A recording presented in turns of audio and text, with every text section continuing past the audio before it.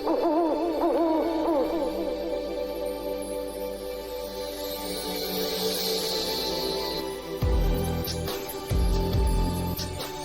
you for spreading the eye to your people.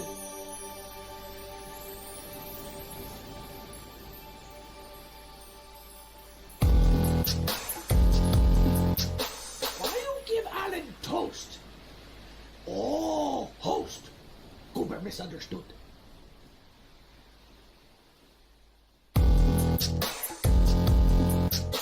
Why you give Alan toast? Oh, host. Goober misunderstood.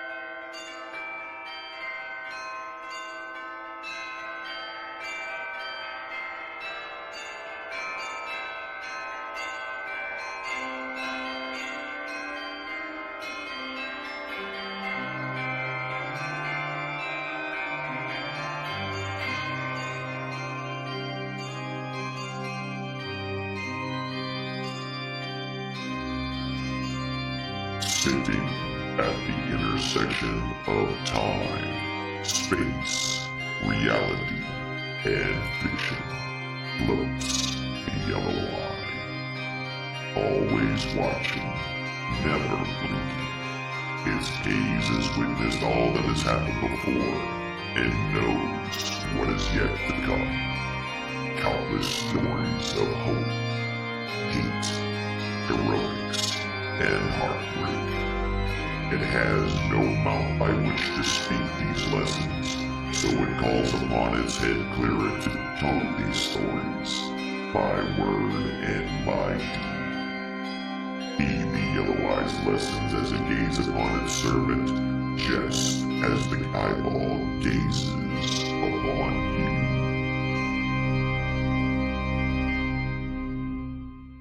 Our story has already begun.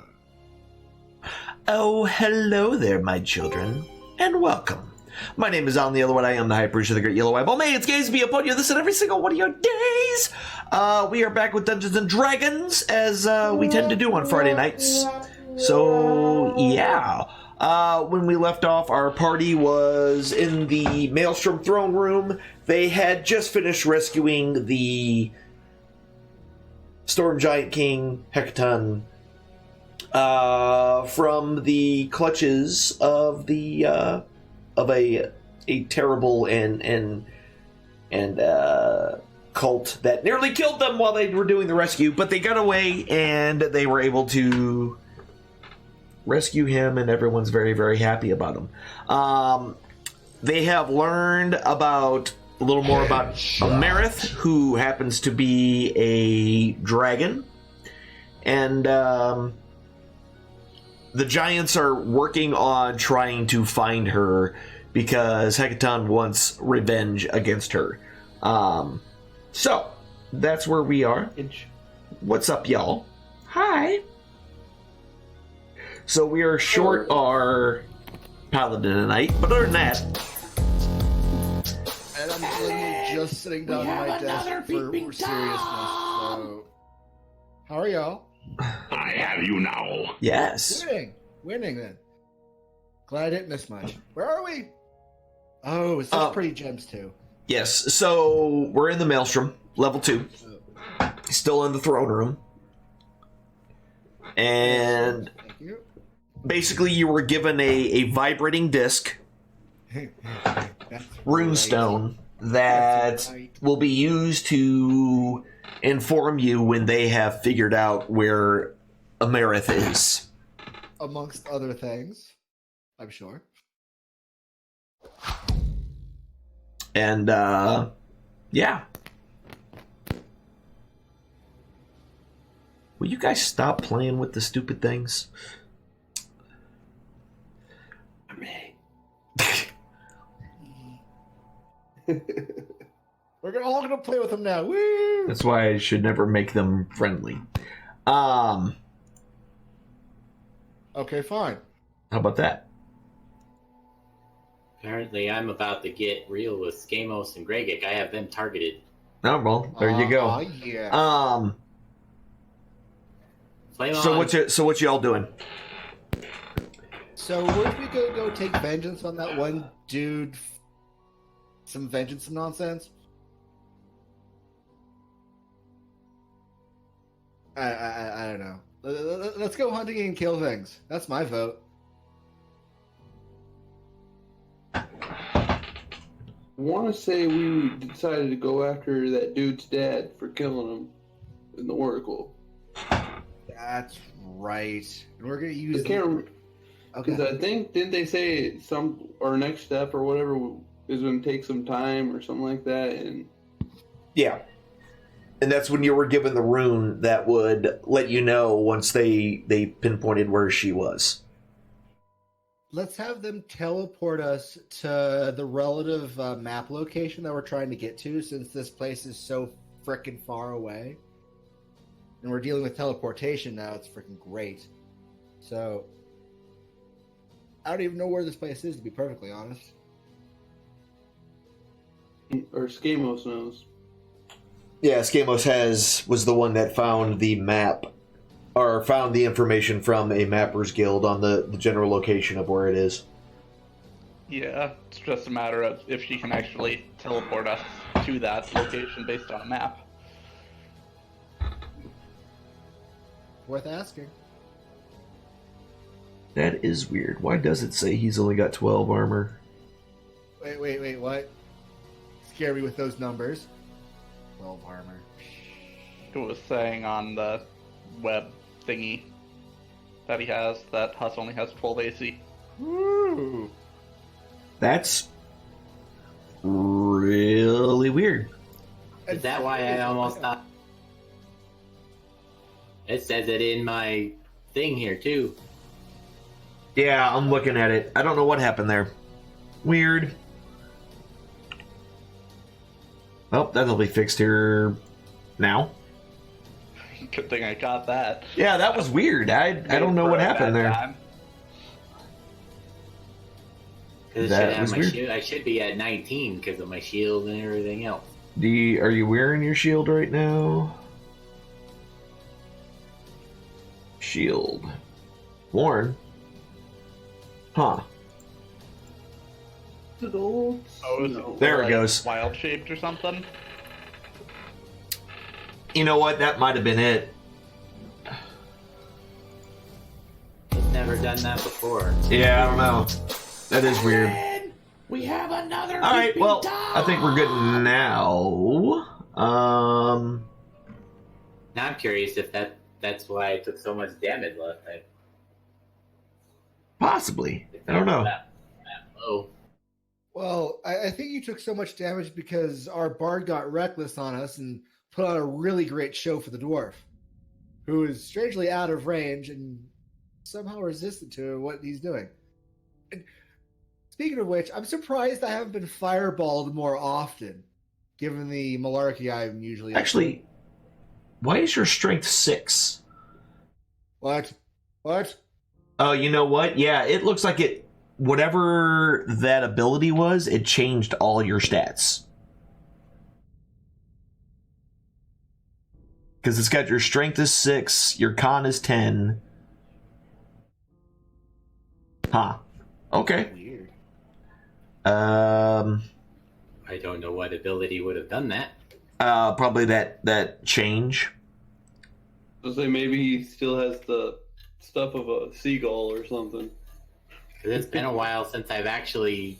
Wild Changed shaped. it. Yeah, I don't know. That's weird. I don't know what got messed up here. So, Well, technically, the last time we played, didn't we? Wasn't Alan running Huss? And Yeah, last time he was running me and he didn't change into anything. yeah, no, I didn't. And then I had left it open so you could come in and level yourself Prior up. to that, I was a spider. Is the last thing I was Yeah. morphed into. that's Now I don't remember what your stats were. I'd have to go back and look. Weird. Really, really weird. Oh god, I don't even remember what abilities I picked. Damn it! Yeah, I don't think your dex was 15 either. No, it wasn't. That's 8. And then... Huh. Well, shoot. Sorry, y'all. Give me a second here. I know what I can do. Let me open up this. Little technical difficulties. Wouldn't be stream without a little technical difficulties. Yeah, it looks like I don't know if the tabletop did it or how or what or when or where or why, but we will fix this just a second here. Here's my videos. And 31, here we go. Has already. Shh, quiet, you. Hello, No, nobody wants to hear me twice. Shush. Where's the volume? Into the stream tonight. No. Guys, thank you all very much. Okay, there we go. Sorry about that. Okay. Let's pause this. Huss had a strength of 16.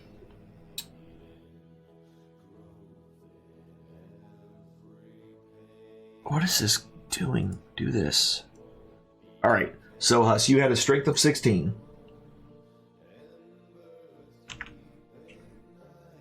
You had your dex was 8, your con is 12, and then 13, 18, 10. 57 hit points is what you had. You leveled up, so that would be another 5 hit points.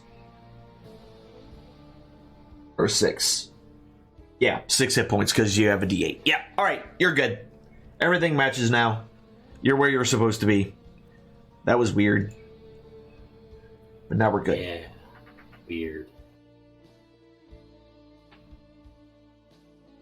Okay. Now we're fixed.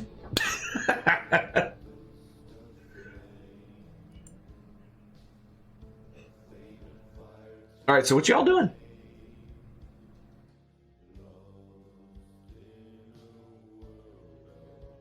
Hunting down that.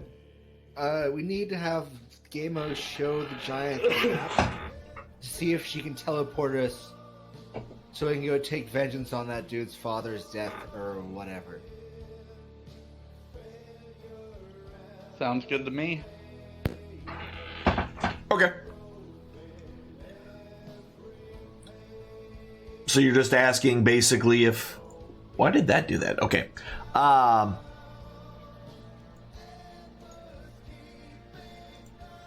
gonna see if I can refresh this, if it's good. Yeah, there we go. Now we're correct. Refreshed it early. All right. Now that all that is out of the way. All right, so you're gonna ask Sarissa to take you back and teleport you to the deal after looking at the map? Por favor. Yep. All right. So, after kind of showing her the general location of the map, she kind of cocks her head to the side and goes, I think I've heard of this place, but that's neither here nor there. Are you sure that's where you want to go? It's very far. That's fine by us. As far as we're concerned, we're going to be conching back here, so it's port us there, port us back, we're good. Yeah, so it's where is it at on this map? It's a distance. Anyway, I had it located, but now I can't seem to find it. That's Termish, Hondith. Might not actually be on this map. Anyway, that's neither here nor there. Anyhow, all right, so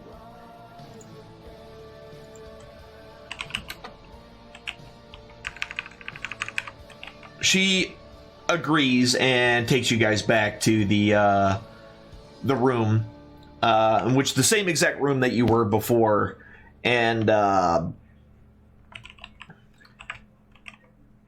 concentrates, and you feel yourself being whisked away, and you find yourself, as everything kind of clears, being stared at by a lot of people as you materialize kind of in the middle of this village, kind of right in the main square. And everyone's kind of staring at you like I wave, just kind of broadly. Hi, everybody. Hello. Good to see you. I'm Huss. You're always Huss. There it is. All right. Yeah, so everyone's kind of just... there looks to be a lot of folks that just do not appreciate people suddenly materializing into this, into the town square. Just off to the side of the town square, there is an inn that you can see. But other than that, the place itself it looks to be pretty small overall.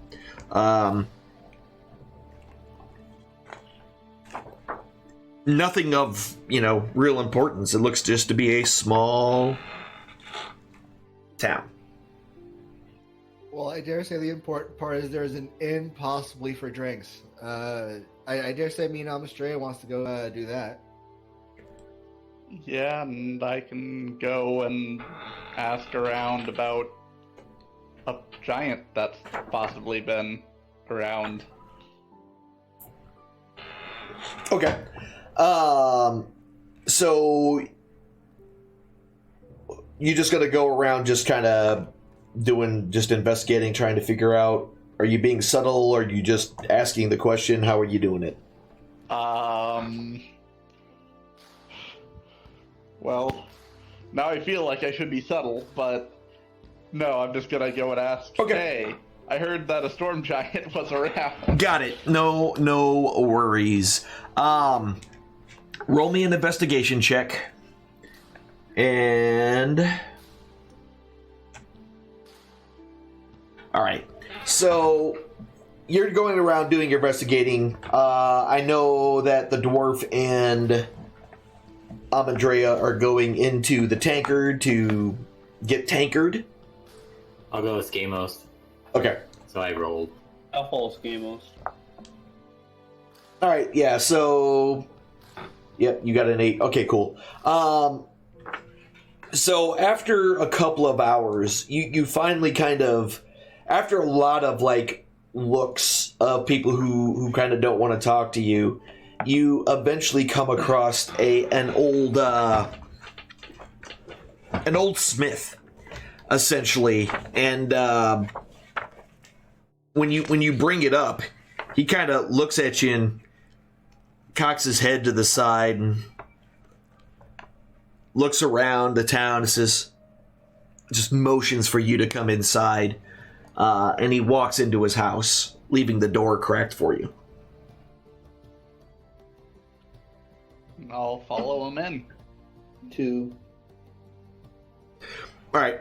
So the inside of this guy's house it's nothing fancy. It's a little bit run down, but still livable.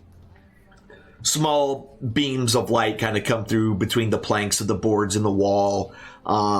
There are various tools kind of laid haphazardly all over random tables that are in this place. It looks more of a workshop with a bed in it than it does a house. But he kind of throws a bunch of crap off of a couple of chairs and kind of gestures to him kind of quickly, offering you seats. And he kind of walks over and rustles through a cabinet and pulls out something that looks a little bit like a book. Then he picks it up, looks at it, throws it off to the side, and reaches back in there and then pulls out a flask. And then he turns around and comes down and kind of unceremoniously grabs the back of another chair, lifts it forward so all the stuff falls off of it onto the floor, and he takes a seat and then takes a big swig from his flask. So, you're looking for a giant, are you? Yes, we're here to avenge his kid that he killed. I see. Well, there's some folks in this village that don't take kindly to toxic giants. They don't like them, you see. A few years ago, well, there was a whole cult. It's a long story. Bottom line is, the dragon cult was here, and there's still remnants in town. So, mentioning giants a little too much around here, but I can tell you a story about what happened. It's a few years ago, but I remember. Well, there was a group of adventurers, not unlike you, as far as adventurers go. And, they were, I guess, tracking the the maneuvers of the Dragon Cult. Now, I don't know exactly what the Dragon Cult was up to, but I know that they were here and they had a castle that floated on the clouds. That castle was piloted by a giant.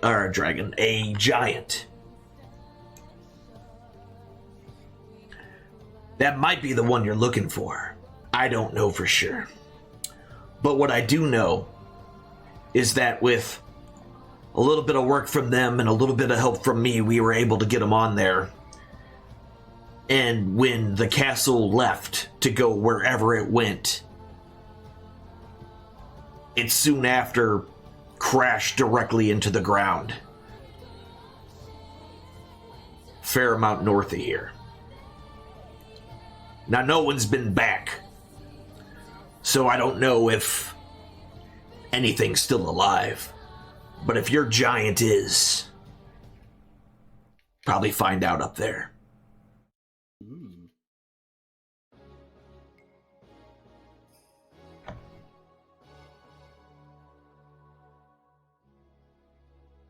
Thank you for telling us that. Is there anything that we can do to repay the favor?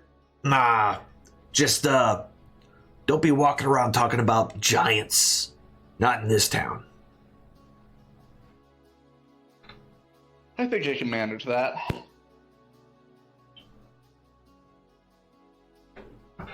All right. So he kind of nods and says, I'm sure you can find the door. And he kind of just leans back in his chair a little bit and just takes a couple of more swigs of his flask. Looks like he's done talking with you. I'll just kind of awkwardly shuffle out, I guess. Two. Right. So yeah, so you guys make your way out, and yeah.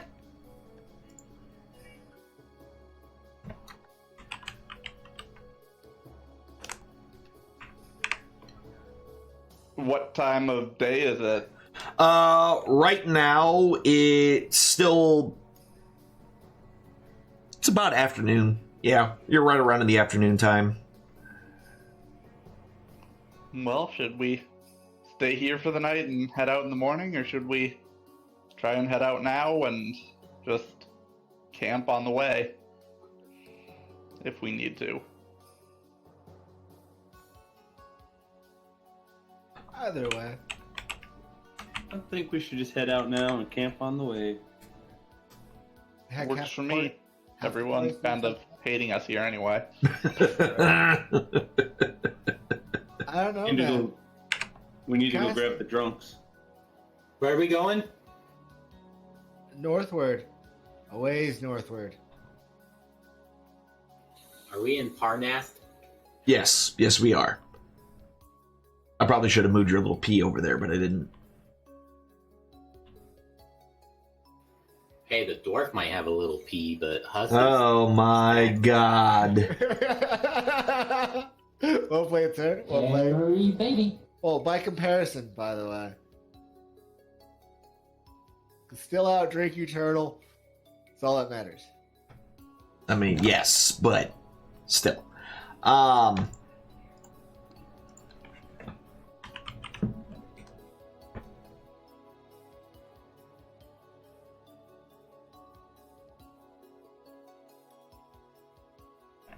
All right, then let's round up the troops and head on north.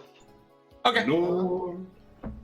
All right, so yeah, you find the two of them kind of at the bar. They've been served drinks. They've been drinking, and nobody else has really been they've all been avoiding them pretty much for the most part. Seems like they're not a huge fan of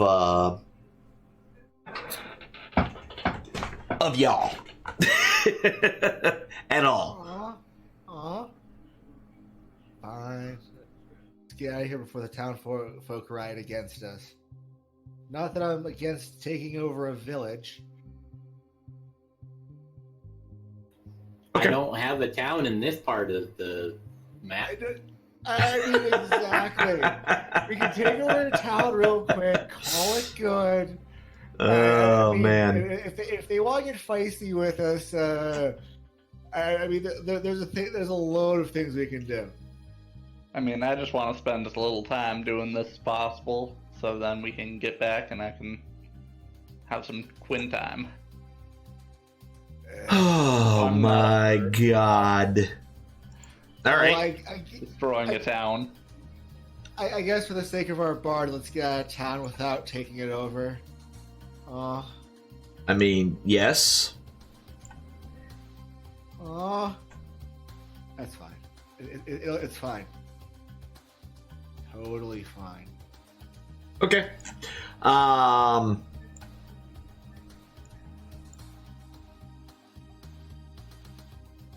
So you start heading out.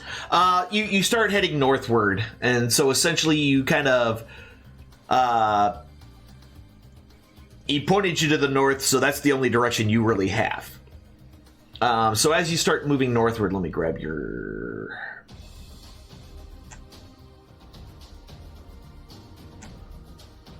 All right, where was that again? That was right. And I lost it again. Where am I at? Whoops. All right, so there's Deckold. Parnast right there. Boop. Now I got you in the right spot. Now everyone knows where we are. Excellent. Hey, look out. Alan touched our P again. I touch your P a lot. And I move it where I wanna. Okay, so I don't even nope. All right, so you start kind of making your way through the hills. How are you just heading straight north? Are you going through the forest? What are you? Where y'all going?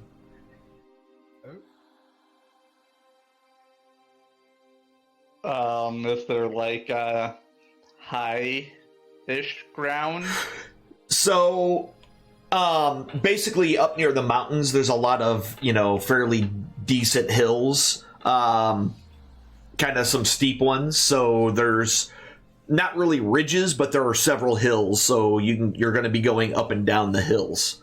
You can stay in this basically on the plains between this hilly area and the forest itself. You can go straight up north through the hills themselves, whichever way you want to do it.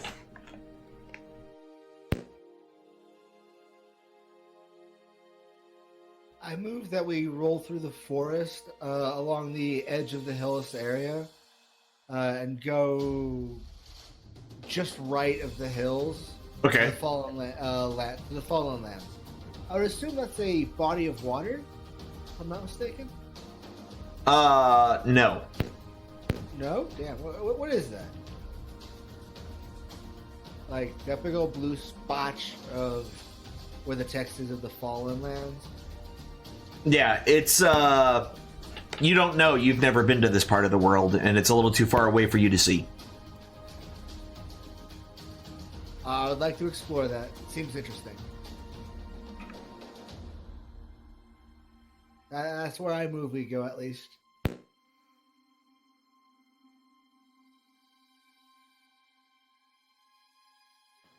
So are we going a particular place north, or just kind of going north until we find something? Going north until we find a crashed castle, I guess. Heck of a thing to say, right? A crashed castle? Yeah. Well, maybe we should go on hills then instead of going through a forest. Yeah, then we have the high ground and we can see it a little bit better. Fine by me. All right.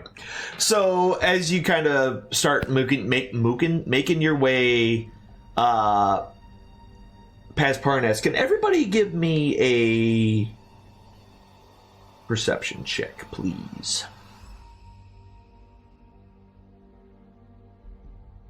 Handle my power of perception. Yes. Wow. I saw everything. Yeah. Wow, exactly. All right. When was the last time that happened? So you notice after about an hour that there is a pretty good sized group walking behind you, kind of shadowing you.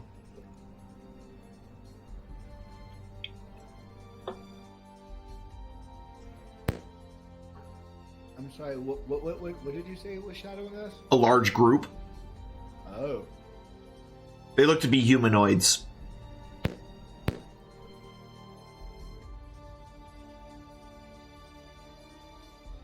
Can I ready an action? For what? Oh, if this large group of humanoids decides to get any kind of close to us, any more than they already are, can I cast, when they get into range, okay, what's the spell that's on that, ice shard of mine? I need to look that up real quick. But essentially, I just want to, like, slow them in their path and make, Sleep Storm, that's it. There it is. So how close are you trying to wait for them to get? I'm looking into the range at this point. Please hold. Okay.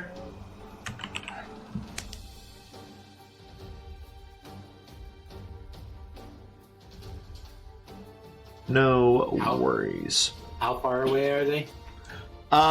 They're a little bit of ways, but they seem to be moving intently in your direction. That is to say, they're not quite running, but they're definitely walking quickly towards you. Can we tell if they're armed? Not from the distance. They're a couple 100 feet, so you kind of notice them off behind you, but they're still a little too far away to make out anything other than it's a fairly decent sized group of people. Okay, so Maybe the dwarf forgot to pay his bill. No. I make sure I pay my drinking tab wherever I go, because, I mean, nobody forgets a drunk dwarf that doesn't pay their shit. Skamos, did you sleep with someone's sister again? More than likely. I don't remember doing that, so I don't remember. sure hope not. Somebody's brother, uncle, cousin? Who's man? I don't know. I guess that time in that blacksmith's house was kind of a blur, but, you know, I don't think I slept with him. So, I can't find a range on this thing, on the spell itself. For Sleet Storm? Yes. Yeah, Sleet Storm it's 150 feet. Cool. When they get within range of that, I would like to cast a spell and just go from there. All right. What we can do here? Give me a second here.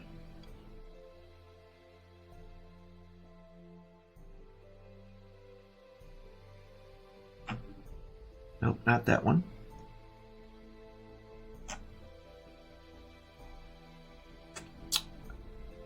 Where did it go?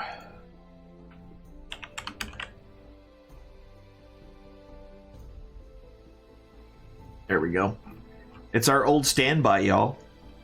It's our old standby map from way back when. You know it. You love it. You want some more of it. Back to Goldenfield. Yeah, that's right. The Golden Fields battle map is back.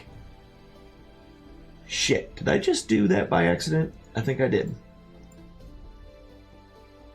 Alright. You guys are not there.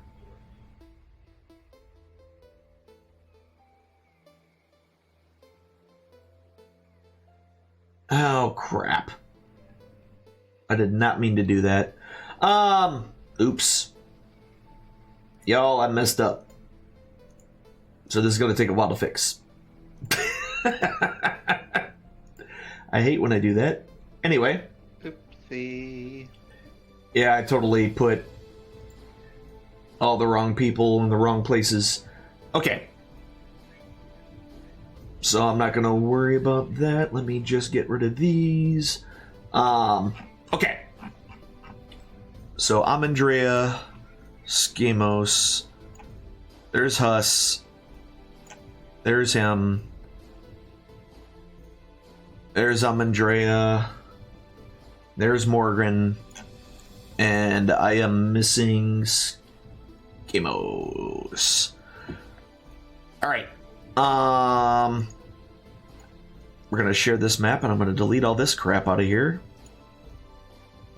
Because all these things don't exist here. I even have a fireball all prepped and ready on this map. Yeah, I saw that. I was like, that's kind of funny. It's already there. Alright, so that's Frankie. That's Tiny.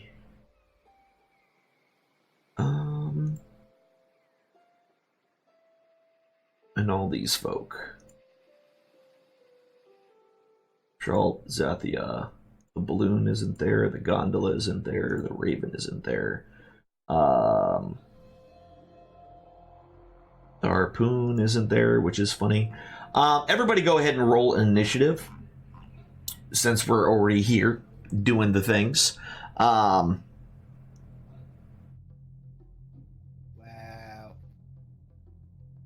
Whoops, you guys should be a little bit farther up.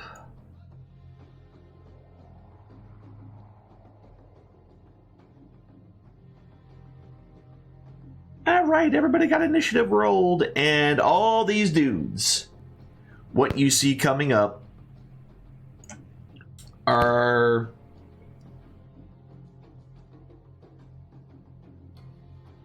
just an absolute gaggle of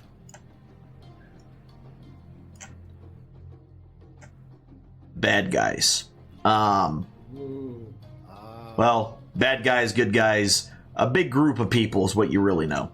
And that's all you know for sure. They are kind of spread out in a couple of different groups. And they will be appearing shortly once I get done with all this.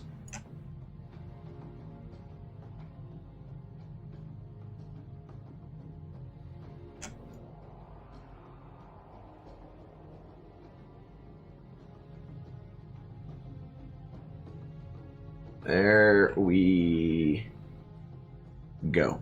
All right. So, you can see down behind you just a lot of people. They all look humanoid. They all seem to be wearing cloaks of some sort, so but from the distance you can't really make out any facial features or anything like that.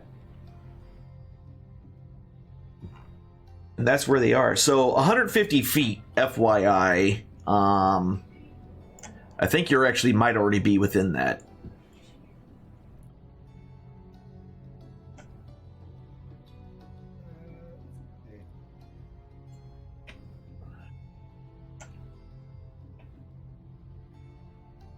Because the first one here...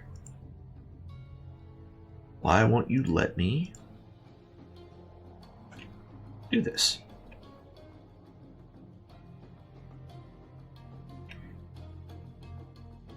Yeah, I think you're easily within 150 feet there. From where Huss is standing, I can target people that are 160, 165, so... Yeah. This is fine here then. Yeah, that should work for sure. Oh crap. There. All right, so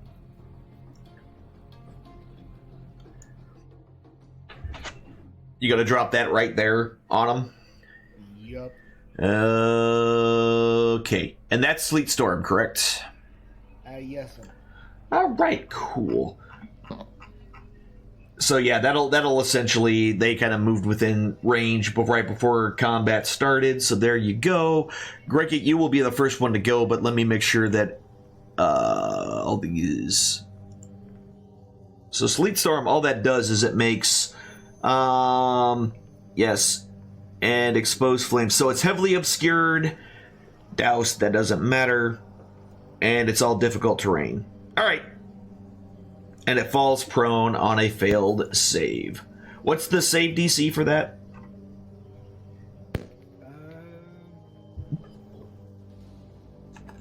It should have it in the item description. Oh, thank you. Give me a moment to get that menu up. Yep, no worries. But while that's going, Greg, you're up. Or are we trying to fight these guys actually, fellas? Yes. 17, Alan. Okay, cool. I think they're trying to fight us. So whether or not we want to fight is, I mean, you know. We should probably save one of them and question. Hey, talk me into it. I'm good at knocking people out. I'm not. I'm hyphy from the week. I want to kill things. I'm just gonna move. That's Greg's job then. Okay. And so is this like a surprise round or No, this is you both saw each other, so there's no surprise. This is just combat. I went first with a 14.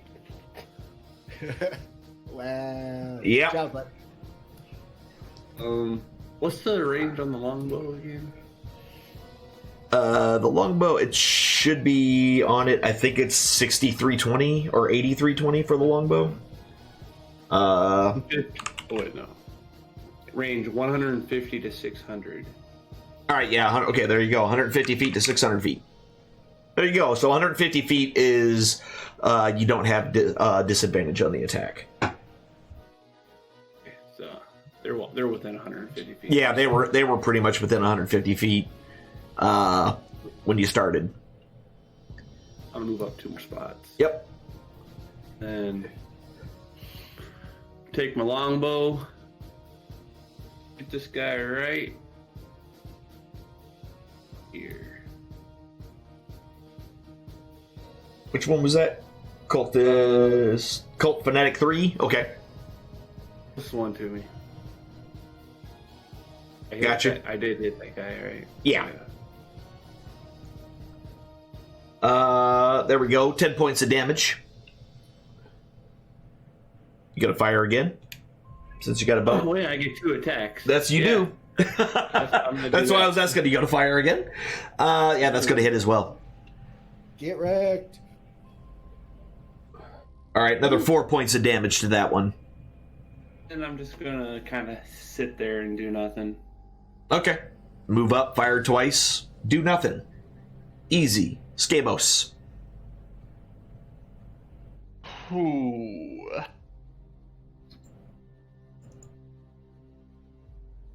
Let's see what I want to do.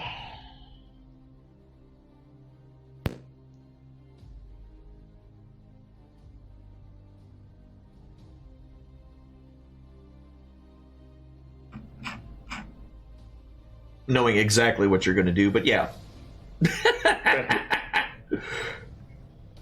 Let's see what I want to do. I do.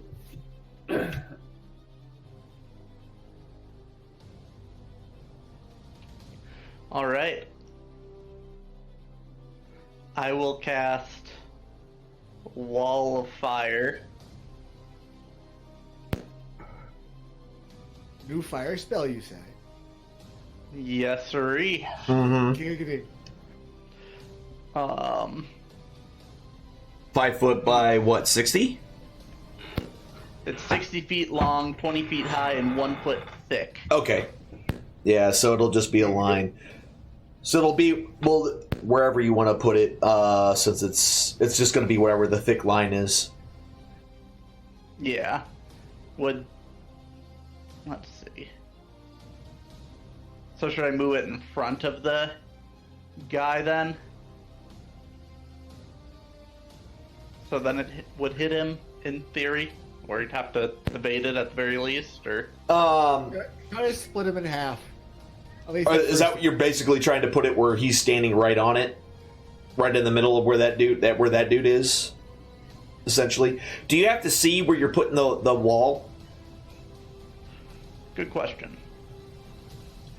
Because that whole area is completely covered in a swirling sleet storm, making everything heavily obscured, so very, very difficult to see.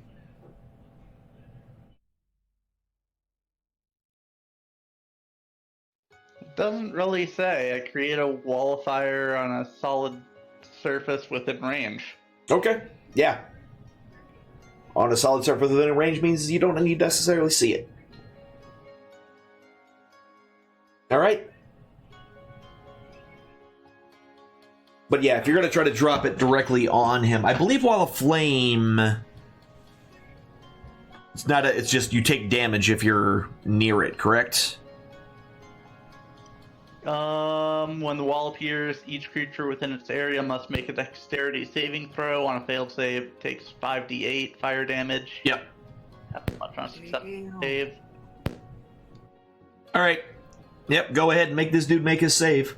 Or attempt his save. And then if it's within 10 feet of it on the end of a turn. So it'd be on the...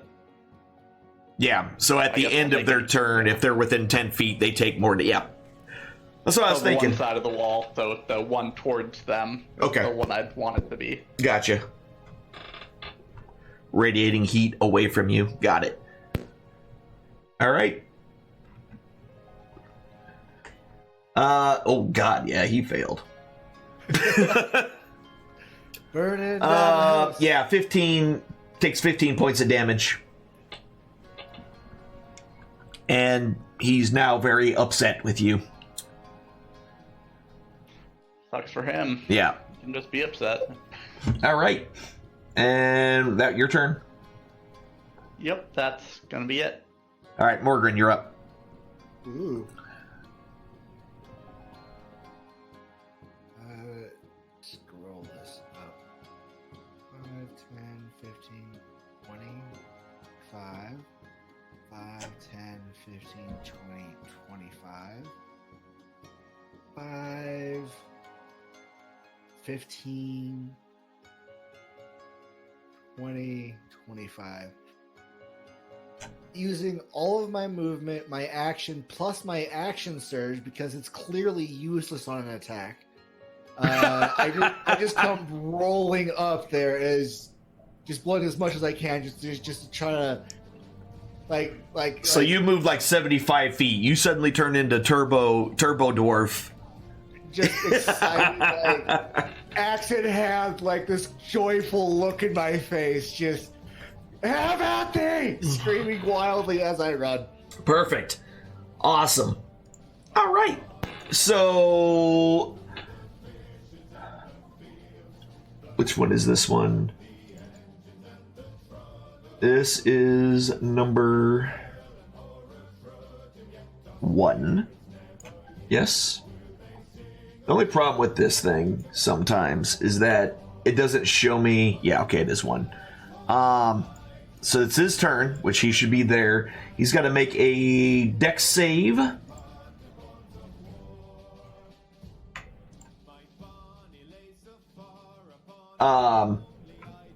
And makes his saving throw so he doesn't fall prone. 10, 20, 25, 30, 10, 20, 25, 30. Makes his way up and around.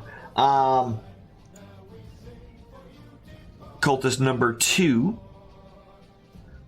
will run forward as well. 10, 15, 20, 30, 40, 50.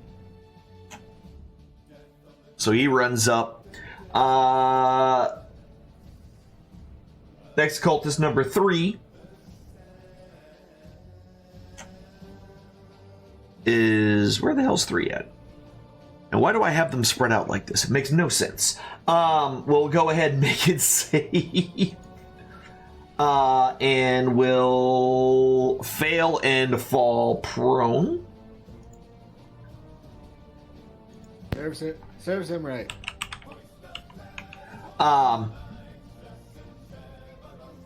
So what is this, number 3? So he falls prone. So he stands up. And then 10, 15, 10, 15, 20. Yeah, that's all he can move because he fell prone. All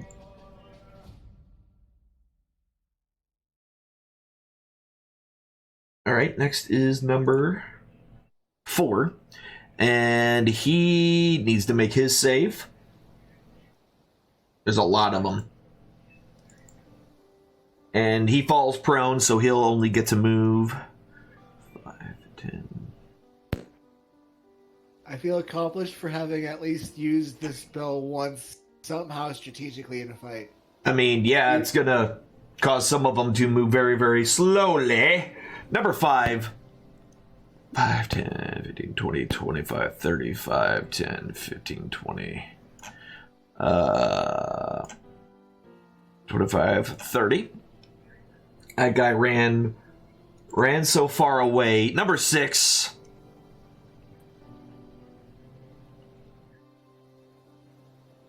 There we go.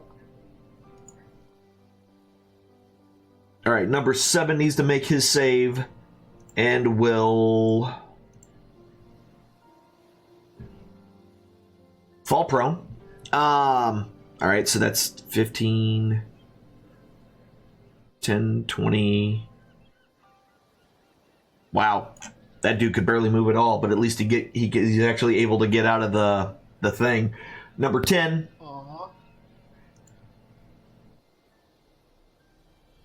I mean, they can't run straight at you, so there's that. So you gotta count your lucky what you are doing. All right, this next one also fails. Gets up. This is number 10, correct? This is number 8. All right, so he falls prone, stands himself back up. 25, 30, 35, 50, 45, 50, 55, 60. Get here. All right. Number 9, his save also fails. Yeah, this thing's got a high DC, so none of these guys are really doing anything. There's 50, 20, 20. That's as far as he can go. Number 10. Oh, whoops. Oh, wait, that was the last one. Never mind. Huss, you're up. Yay! Let me see what I can do with this, maybe. Checking. 1,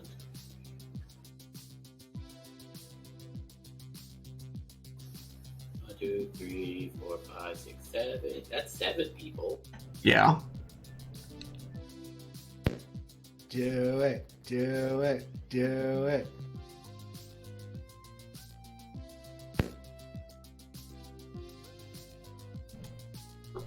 He's like, where is the best place to do this? Probably there, because they hit 7, yeah.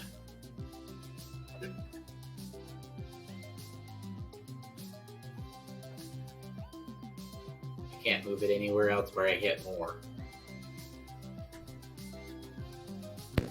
It's a damn fine spot. But I think it's too far away. Yeah. Let me move up first. Okay. What are you doing anyway? So I know, because I'm curious. I learned a thing when I was down in the Maelstrom. Oh, yeah? It's called Maelstrom. Oh, look at that. That must have been your new spell.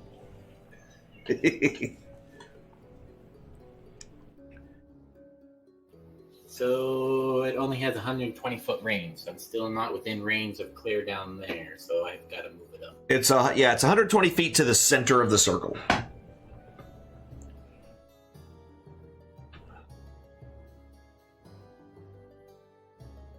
mean, So that... maybe I'm not using that yet.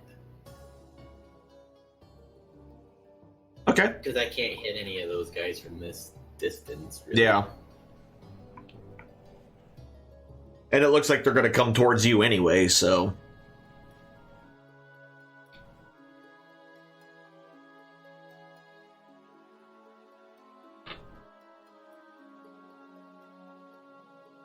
So what's the plan?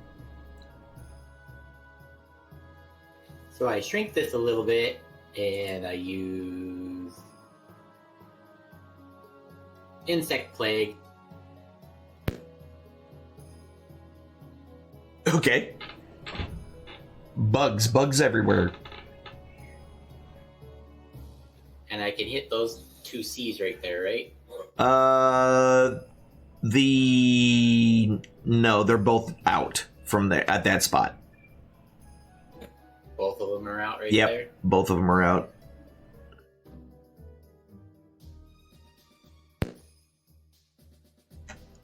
Should hit the dudes in the cloaks. Ooh, there you go. I can hit all them. Yeah, you can. I'll do that. Okay. That's got a 300-foot range, so Yep. I have no issues with that. And that's insect plague? Mm-hmm. Okay. So insect plague. When the area appears, each creature must make a Constitution saving throw. All right, well, saving throw it up. Okay, we got fail, we got a failure, we got a failure, we got one success, and 2 successes. So yeah. Well, we got a couple of them completely knocked out. As soon as the swarms of insects climb all over them and start biting, they scream and start slapping wildly at all the insects, just ripping at their flesh. But their cries are soon quieted as they collapse to the ground, still being chewed on by the insects. All right. Is that a concentration spell? Yeah. Wow. I'm not going to concentrate on it anymore because I can't move it. And Okay. Gotcha. it would be cool if I could move it. Yeah, Are they actually knocked out, or are they dead? they're dead. The insects has ate them. Okay. All right. That was Huss's turn. So Kulf, this guy. All right, so he's got to make his save first before anything else happens. And will fail and will fall prone. So he will stand back up, and that will be 10, 20, 30. And that's as far as he can move. He's still within the stupid ice thing. Because he can't quite get out.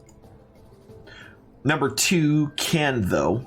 And he will move. Let's see. 5, 10, 15, 20, 25, 30. How close are you? You are 80 feet away. And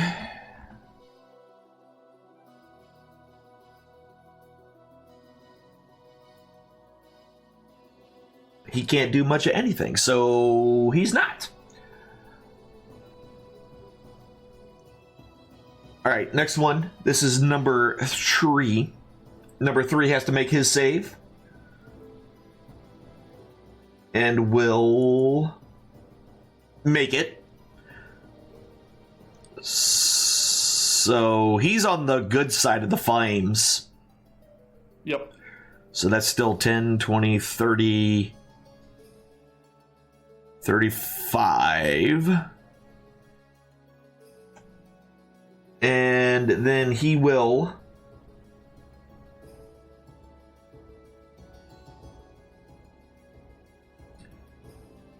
heal himself for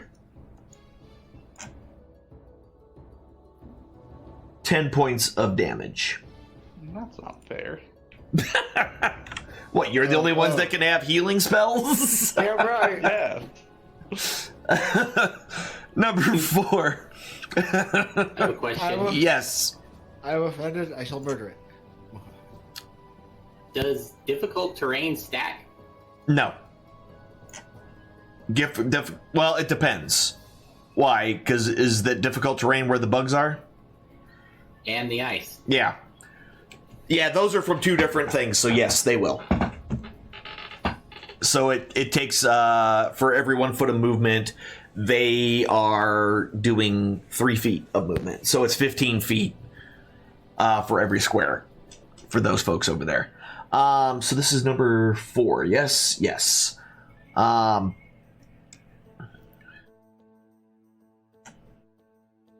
Yeah, so that's all he's going to go do. Number 5 will try to make his save. And will fail. So 15. Oh, this is really going to suck for him. And yeah, he can't get out. He can't escape, right? Nope, that's as far as he can move. That's his entire turn to get there. So it's the end of his turn, so...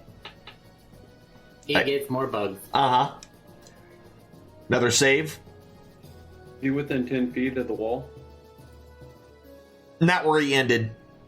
It's the direction the wall, like it's the heat's coming off the wall in one direction. Yeah, that ate him. Yeah, the bugs just totally just demolished that guy. So he's done as well. Good God. Okay, guys, I got this. Yeah. Nothing like AoEing all the things. All right, so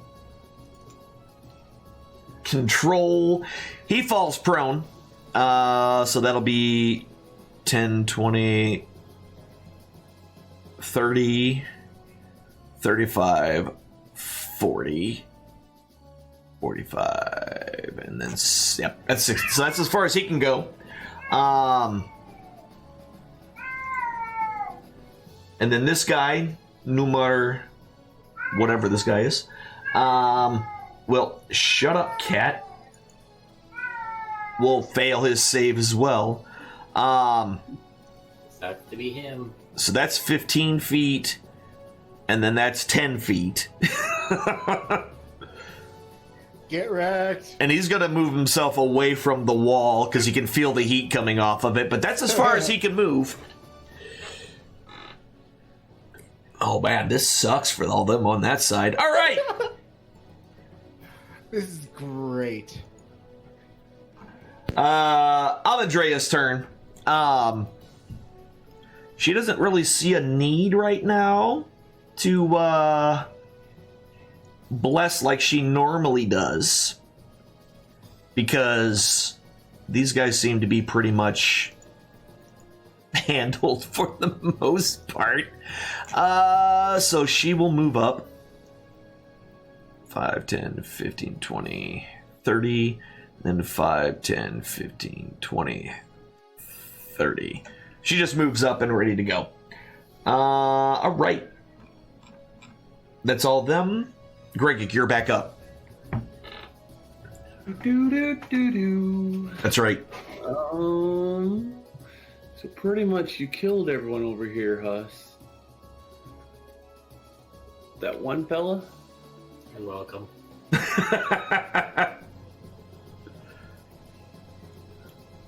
I see what you're about to do. Good God. Knock out somebody in a hood.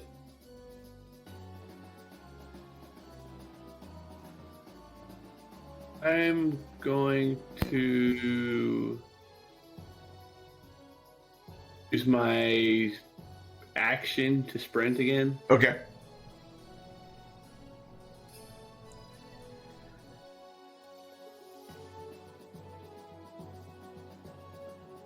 That's it? And I'm going to stop right there. Okay. And I'll end my turn. Gotcha. Skamos. I don't know. I think it's a mystery on what I'm gonna do. Yeah, I know. I saw it going. Like, I could see you targeting everything. Go ahead and drop your fireball. There was a whole lot of failures up in there. And... Brutal. Yeah. Quite a few of them. So that's another... 10? 10 points. To everybody who failed. Did everybody fail? Fail. Bugs on the left, fireballs on the right. Yeah, this is not good for anyone. Let's be honest here. It's Pretty good for us, actually. I guess that's true. There won't be anything left for me when I get there. Is the problem? That's. There's still cult number 5 and 6 by you. All right. So what is this? This is number 2, 6, and 4, right? Yeah. All right. So number 2 takes 10 more points of damage, which kills it. No, it doesn't. Never mind. No, it doesn't. So he's really heavily wounded. Number 4 takes another 10 points. Whoa, not 1,020 damage, you dipshit. 20. Thank you. And then number 6. Got it. Yep. There we go. Yeah, and you killed a couple of the other cultists, so they're completely engulfed in the flames and torched. And yeah. Yeah, that's gonna be it for me. That's it for you. Morgan. That was delightful. Good show, gentlemen. Good show. Oh yeah, move. 5, 15, 20. It's gonna see 25 right there, right? Yep. Now. Nice. Smack this dude in the face hole. Do it. I heard a puppy. That's gonna miss with a 5. Or not with a 5, with an 11. That misses. Yes, that hits though. The second attack hits. Yeah, for 14 points of damage, which kills it completely outright. Hey, you got one. Got one. Right. So this guy is dead. All right. This is number 2. Oh no, this is number 10. Where's number 10 at? Over here. He is still in the ice and snow where the cold winds blow. And falls flat, stands up. 5, 10, 15. And then this one will go away here. To go right there. Which is probably a really bad idea on his part. This guy's dead. Number 3 is... He's alive? Wow. Was he the only one that survived that attack? I guess so. So that's 10 feet. 15. 20, 25, 30. And then he stands there ready for you, Gregik. And this is cultist number 4. He's not very bright. Who is, you know, I mean, it is what it is. 5, 10, 15, 20.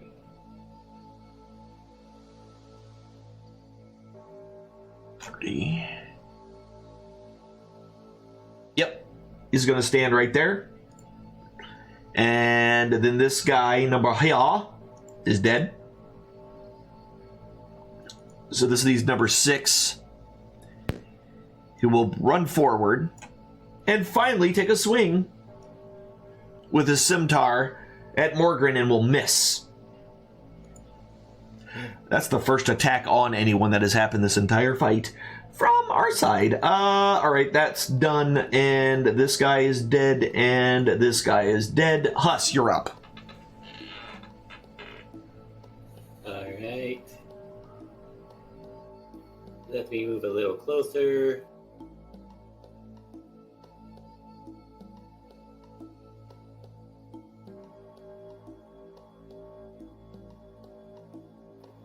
does that put me in range of now?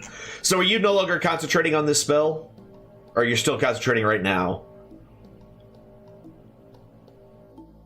Nobody's in it anymore, that's why I was asking. Yeah, nobody's in there, so I'm keeping the circle up in case I need it. Okay. Just double checking. Yeah. It won't be insect plague anymore. Okay. No insect plague.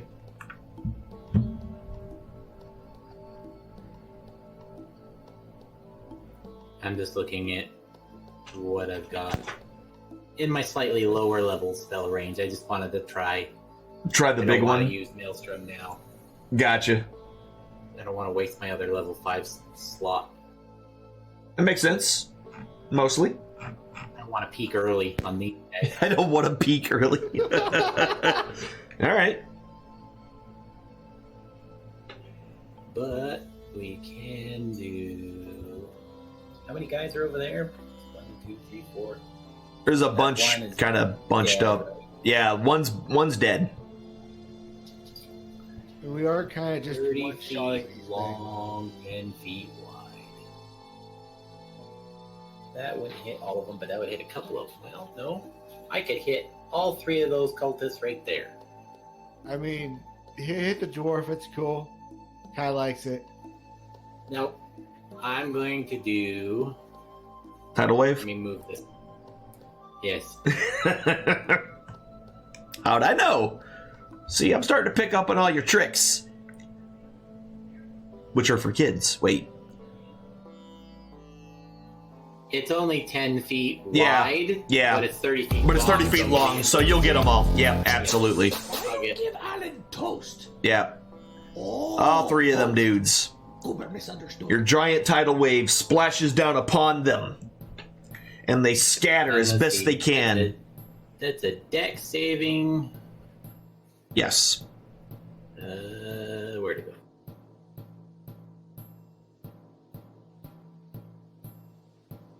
Succeed, fail, and succeed. But, there's at least... Yeah.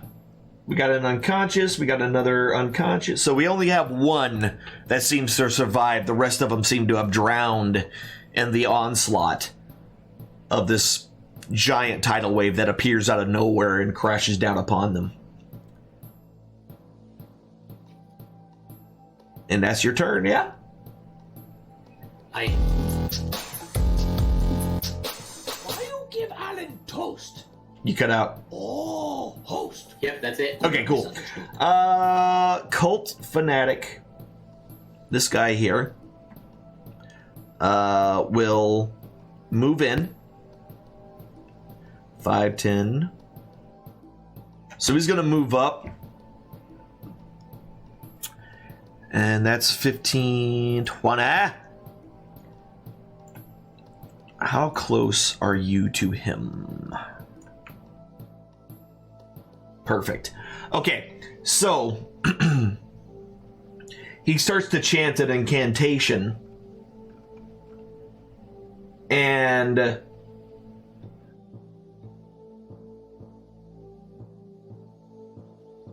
points directly at you, Morgan. And you succeed in your saving throw. You, for a moment, you feel your muscles start to seize, but you quickly shake off the effects. Oh, hell no. That was the guy that just moved in, right? Yep. Fantastic. Thank you. The one down there, number 1. Is one of the Red Hoods. Yep.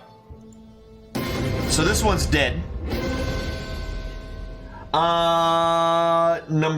are up to number 3. Number 3 is... Well, 3 is dead too. Never mind. They're all dead. No, wait. Number 4 is not. Don't follow Alan. He not know where he going. This is number 4. Number 4 is soaked. Yeah, he's wet. Got it going like a turbo jet. That's stupid. He casts a spell very quickly and touches himself, and Oh, baby. yeah, listen, I knew somebody was going to say something, and heals himself just a little bit. Oh, yeah. And that's his turn. Number 5 is dead.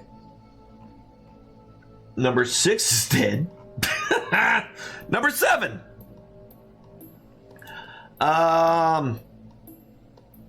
Where's number 7?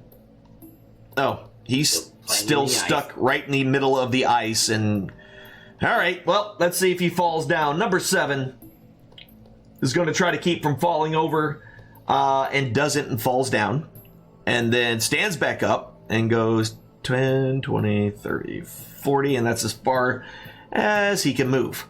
At this point, he should just walk into the wall and Just get it over. burst into flames and be done with it, since he can't seem to do anything else. All right, it's Amandrea's turn. She is going to go ahead, and from here, she's going to move up a little. And then she will take her bow. And she's going to take a shot with her longbow at this guy, which will hit.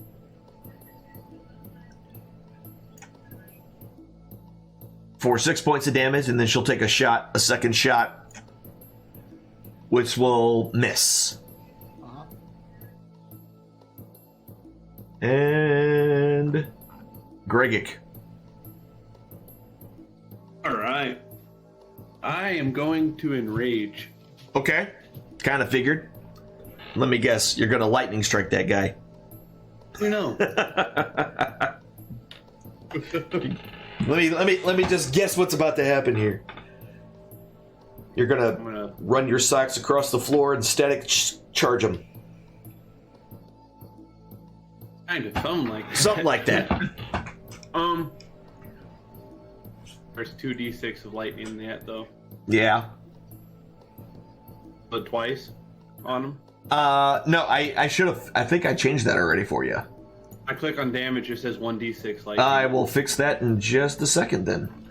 That's your Storm Aura C. Yep, I did not change that. Oops. There you go. Fixed. Right. And I'm gonna roll that on him. Alright, half damage takes 4 points of damage. Or 2 points of And then damage, I'm sorry. I'm gonna swing my halberd at him. Okay. You knock do him that out. with your super. You're going to try to knock him out? Okay. Yeah. You straight up knock him out with that attack. One attack and he's down. I didn't do my attack. I did my damage roll on him. Oh. instead. Alright, well, roll that first. And if you hit, then yeah. Oh. It rolled with advantage. Either way, what did you get? Dropped a 3. You have a 3 plus 8. That's 11. Oh, yeah, you would have hit regardless. Okay, we're good. Then I'm gonna move. So since he's knocked out, I'm gonna move over to this fella. Okay. And take your second swing. And he's gonna get knocked out, hopefully too. Yeah, with that crit. The first time I'm gonna do this, and I just want to just roll it. I want to see the damage. Right, 26 points of damage. Wow. I think you knocked him out too hard. Yeah, you knocked him out so hard that you are also unconscious. Somehow that happened. Yeah, you definitely easily knock him out. Okay, and then I'm gonna move some more down here and get ready to knock this guy out. I'm done. Okay, yeah. I mean, why do anything else? Hey, let's just knock him out. Let's just knock them all out. Skamos.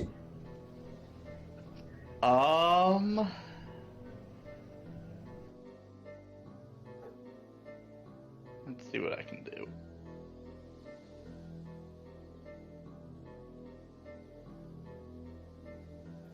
Skamos, fireball attack, go!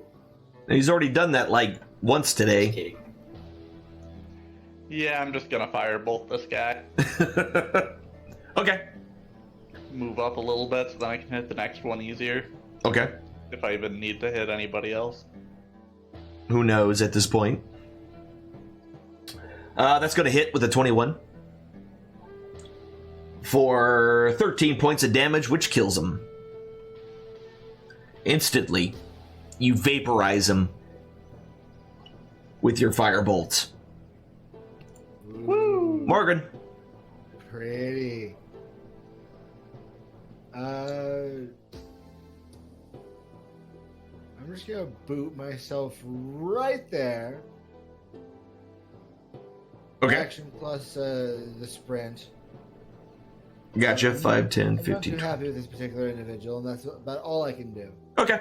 Yep. Got it. No problem. This guy is actually alive somehow. Which number is this?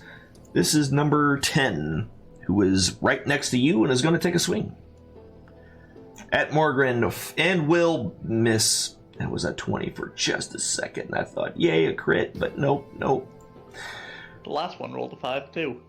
Yeah. All right, so this guy's unconscious and can't do anything. That guy's unconscious and can't do anything. This guy's dead. Huss, you're up. Okay. I'm going to do Erupting Earth. So I need a 20. 20-foot square. Right Yep. Got it. I'm bored with that at this point.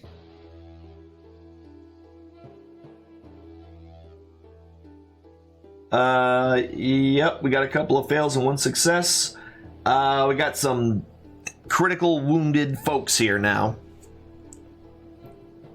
And that's all rough terrain, Did that correct? do it on all three? Yeah, it did. Okay.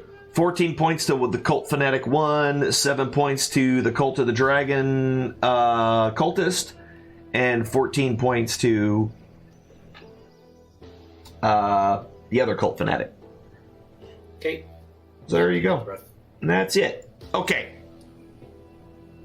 So this dude, who is really irritated, Serves him right. is going to step up, and he casts a spell and reaches out to touch you. And he is unable to grab a hold of you. I've made friends.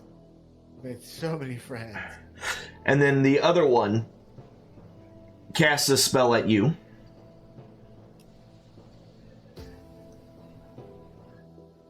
And you succeed on that saving throw as well. Mm-hmm. You sure do. All right, well. Kind of sound disappointed there, actually. Oh, because I was hoping at least one of these spells would hit. Right? Don't blame you. Getting lucky. So this here. guy here who sees you kind of coming up on him is going to go ahead and cast a spell at you, Gregic. And you fail. And you find that your entire body seizes up, and you find yourself paralyzed. It's rude. It's rude. I mean, well, yeah, but you know, it is rude though. Want to knock him out. Well, so much for that. I mean, he saw you just like waste two dudes. Like he was not messing around. All right, hold on.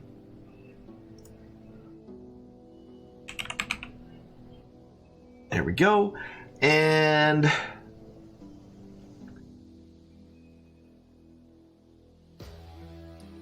at the end of your turn, you'll get to make another save against it, FYI. Just for future reference, so you know. And Amadrea, 5, 10, 15, 20, 25, 30. She's going to go ahead and take a shot at the one closest to her, which she'll hit for 5 points of damage. So her arrow just pierces this dude and kills him. She then pulls out another arrow and takes a shot at the next guy. And that one will hit for 5 more points of damage, which kills him as well. So just in quick succession, thunk, thunk. First guy goes down, second guy goes down. Leaving only one person staring at you right now. And that's Amandrea. Greg, you are paralyzed, so you can't do anything, but I can make you make your saves. So, which guy is that? That's 7? Yeah. 07. Right, your save versus hold person at the end of your turn is a fail. And So you're still paralyzed. All right, not. Skamos.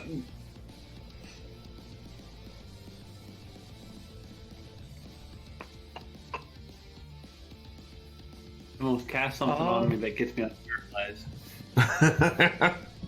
Sadly, I don't have anything, I think. I do, but I have to touch you, and you're far away. Oh yeah, I do have that too. I just didn't see it when I was looking.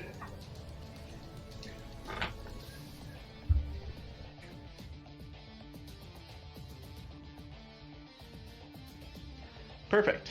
120. Right on the dot, eh?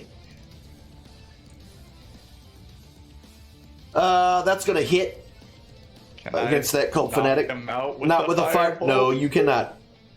That's what I figured. Yeah. I want the fire to burn him a little bit, not enough. Well, look at that. Yep, and he lost his concentration on the spell that was holding Gregic paralyzed. I just said paralyzed. Well, he has a, chance of not being paralyzed next turn. I mean, yeah, unless this guy casts another spell. Anyway, Morgan, you're up. That's why it says a chance. I softened them up for you, Morgan. Fabulous. Smash this. Yep, dude. that's gonna hit. Woo! For 14 points of damage. Yep. Mad at this dude. And then your second attack will miss. He dodges out of the way of your second swing, because you suck. That's why. You have one job. All right, these two dudes are unconscious. Huss. Guess I gotta come down there and do it myself. Come down here then, turtle. Go. Okay, Moon. Moonbeam. Need to draw a circle, I guess. Yeah. Where you dropping it?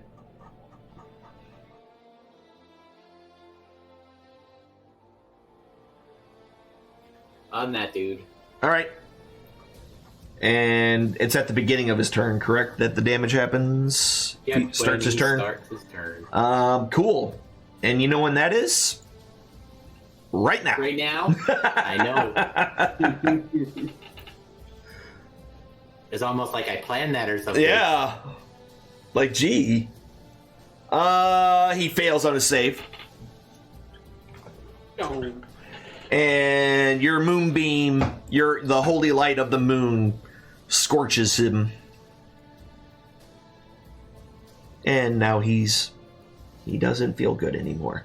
That's his turn. And then number 4, who is dead. And then there was one. And now this guy, who suddenly realizes that his spell is not, is no longer in effect here, will go ahead and try again And you fail your save again. Oh my god! And you are now paralyzed. Oh, but guess who's coming up behind him? All right, Amadrea's turn. That firewall is still there, huh? That's not concentration? Okay. I found it. It's concentration. I haven't really lost. I'm just making. concentration. Yeah, so I wasn't sure because that's why I was asking. Actually, I probably had to see him to chuck my firebolt, so it is probably. Okay, I just wanted to make sure. 5, 10, 5, 10. All right, and then she's gonna go ahead and shoot an arrow. Maybe she can get you Well, the first attack isn't going to do it because that's a miss. And then her second arrow will hit. So there's that. For 10 points of damage, and he loses concentration on his spell. But he's also dead, so that probably is why he lost concentration on his spell. That would be a good reason. That would be, he cannot concentrate while dead. All right. Could she knock him out with an arrow? No. It's got to be a melee attack. That's the only way Turn you... the arrow around backwards. It would have flipped around.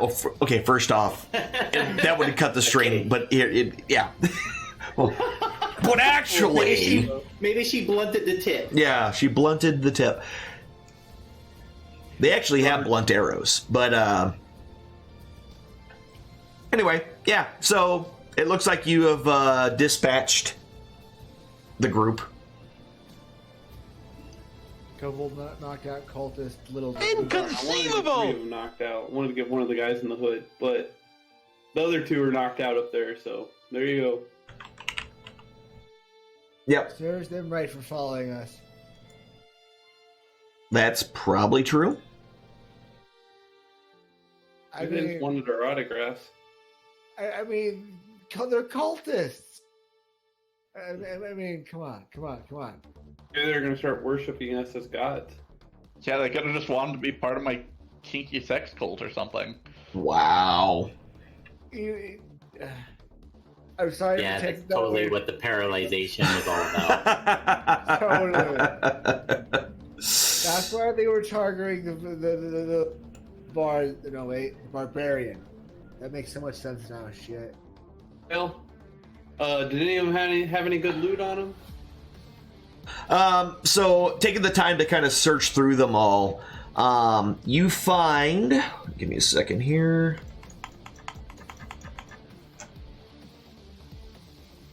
You find 58 copper pieces. And 53 gold pieces on them. In addition, you also find a bag that weighs about a let's see, how much does it weigh here?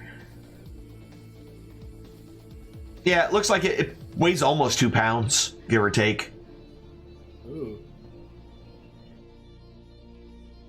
I would like to pick that bag up, please. All right, let me pick up the bag. I wouldn't mind holding the gold. Do we recognize any of them? No. Open the bag, Worf. See what's inside. Put your hand in there.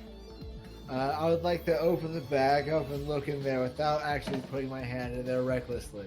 So when you look inside, what you notice is that inside this bag, there looks to be about 5 beans. 5 dried beans in this bag. Ooh, eat one. I think we may have come across a fairy book tale, folks. No. Dang it. Don't give one to Schemos. Hey, You know where he Copper, puts that one. stuff. Right? Beans, though, interesting. Do they seem off or abnormal in any way to me? I mean, they just look like beans to you. I pop one in my mouth. What's the worst that can happen? a lot of things. It's D&D. Shit. So, essentially putting it in your mouth, it's just a hard bean. Huh. I spit it out. I spit it back out to the into the bag. Okay. I found beans, everybody. Well, maybe they'll grow giant stalks of something or other. Maybe Let me that's how check you 'em get out. to the floating castle in the sky. All right. It seems legit to me. Like a fairy tale. Well, while they're over there discussing beans, I'm gonna tie up these knocked out people. Okay. While they're messing around with the bag. No worries. I want to look at the. Okay. I would actually like to plant one of the seeds just simply where I stand. Just to see if anything happens. Okay. So you take one of the beans, you kind of put it in dirt. All right. Is that it? Just stick it in the dirt? I put a little bit of water on it from my water flask. Okay. And that should do it. So yeah, you wet the bean, and as you wet the bean, it kind of sinks into the ground just a little bit, and kind of just sits there. Cool. All right, so you're over there tying those guys up. That's fine. So you got some tied up people, and you got a bean that's essentially sitting buried in the ground there. After about a good minute after planting the seed and water or the bean and watering it, something really strange starts to happen.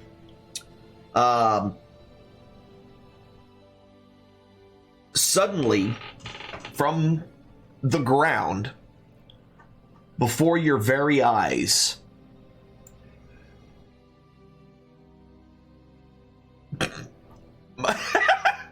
sorry,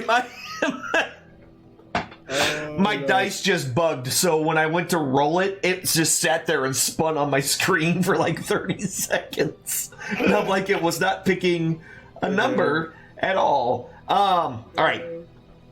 So as from the ground, a nest starts to grow. And as the nest grows, suddenly popping from the nest, 5 eggs pop up in the nest.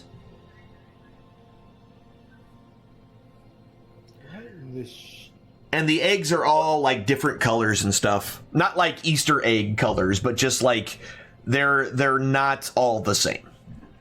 Can you tell what kind of eggs they are or what kind of nest it is? If you want to give me a nature check, you can try. Let's try it. Guys, I'm gonna be a parent. Woo! I'm excited. This is gonna be a bad great. time. Yeah, none of you have any idea what kind of nest or what kind of eggs these are. Darn. You can ask one of these cultists.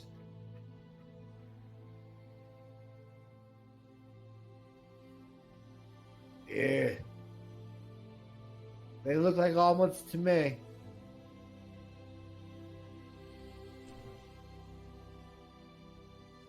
Well, actually, probably making them into omelets is a bad idea, come to think of it. We should take them with us. Maybe hatch them. Or at least try to hatch them. Huss, you know about these things. Care to hatch some eggs? Some magic ones? Yes. Yes. That's when a good time was had. Fabulous. I think I heard a turtle accent in there, actually. Very nice, very nice. High five. Okay. So you're just taking the eggs out of the nest then? Yeah. All right. Yep. Where are you putting them? I kind of figured I was going to be just giving them to Turtle, but I guess they need some kind of formal nest if we're going to be carrying them around, or something more gentle than. How big are the eggs? They're fist sized, little smaller than fist size. The Wait, whose fists? Dwarf fists or bugbear fists? A normal person's fist. Fair.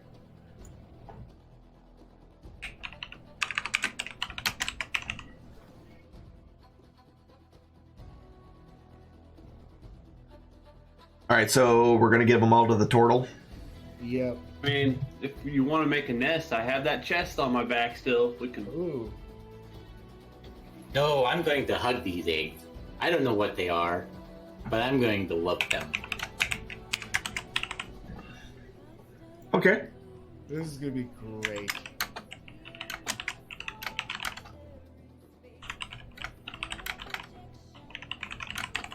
See? All right. The baby turtles. So. I could be a dad. I know. Plus, we're parents now. I'm excited. We're parents. Something tells me you'd recognize a turtle egg, but you never know. All right, so I saw one from the inside once. It was pretty dark. Oh my god. Yeah, that's true. That is indeed a. All right. So I just added the odd egg. They all each weigh about 1 pound, and you have 5 of them.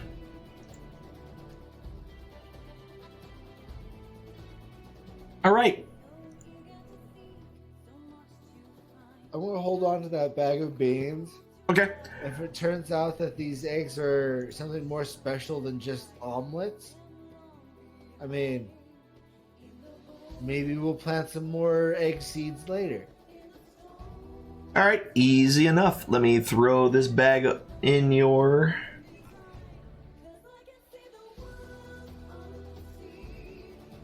And. Is it this one? Yeah.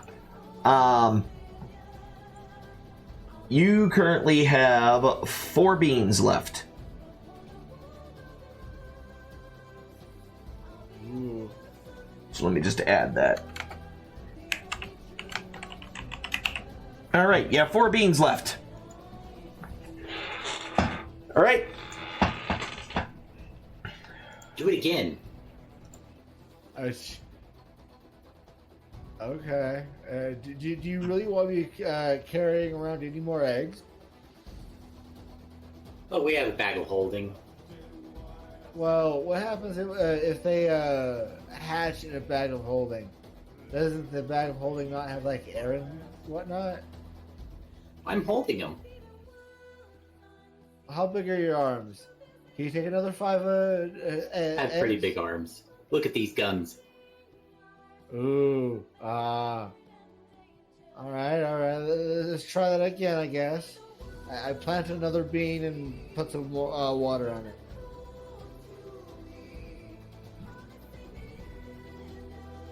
All right, so you plant another one. After a little bit of time, the same kind of gentle rumble you start to feel from the ground. And then growing up from the bean, a stone statue seems to kind of grow out of the ground and get bigger and bigger until it's essentially it's about 5 foot tall, and as it's growing out of the ground, you slowly start to hear a voice, like it's starting to talk. And then as soon as it's fully grown, it looks down at you, Morgren, and says, "You!" and points at you. "You vile cur! You are the worst thing to happen to this land! Why are you here? You disgust me. You are the most terrible creature I have ever seen. Oh my god, the stone recognizes me. Do you know how much of you I've I done like in this my guy. life? I don't blame you at all. See, you are a dad. You are such garbage. Oh, I've taken shites that were more important than you are. I picked You are Gravel the that was worst prettier. of the worst of the worst. And I hope you come to your end soon. Oh, it's been 160 years, dear statue, and it's gonna take something special to kill my dumbass. So, I like this statue. can I take And a it- swing at this statue? And it just keeps like yelling at you and calling you all sorts of names and pointing and just screaming at you. I would like to attack it because I'm getting irritated that I'm getting yelled at. Okay, by, go ahead. Statue. Go ahead. You can hit it. It's not moving. It's a statue. Cool. Hit with How that. many more of these beans Go we ahead. Go ahead and roll for damage. You got 3 more. All right, cool. got? We should let Skamos and Gregic plant one. See what they get. Um, Yeah, you don't even really put a dent in it. damn. All right, just next to it, I plant a third bean. Okay. And water it or no? Yeah, and water it. All right. You are down to 2 beans. You guys are having more fun with this than I thought you would. So as you kind of plant this in there, again, waiting a minute, the whole time the statue's just yelling obscenities and things at you. We need to see if we get to put this statue in your You s- box. You see the same gentle rumble, and then from the ground, a blue glow starts to appear. And growing up from the hole where the bean is planted seems to be a blue flame. And as it grows bigger and bigger, soon wood starts to grow out from underneath the blue fire. And the next thing you know, there is a nice, neat campfire glowing with a blue flame. Ooh. You can't even plant the seed right! It just keeps yelling at you. Toast. That's pretty. Oh, host. Just in Misunderstood. front of it, I plant both of the seeds just like a couple inches apart and dump a little. Let Gregic try one. See if you get something different. All right. I toss one. I You got toss a one over to weird here. Try statue this. thing. All in right, a so you pot. toss one over to Gregic. Gregic, give me a dex check to see if you catch it. Oh. Well.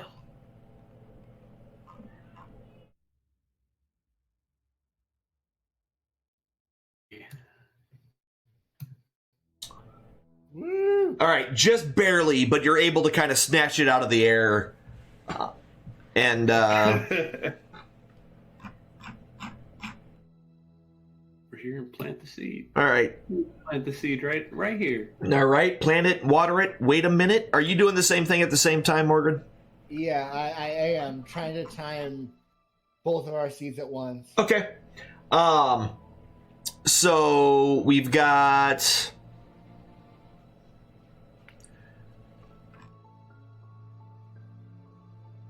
Sudden. Wait, no, hold on.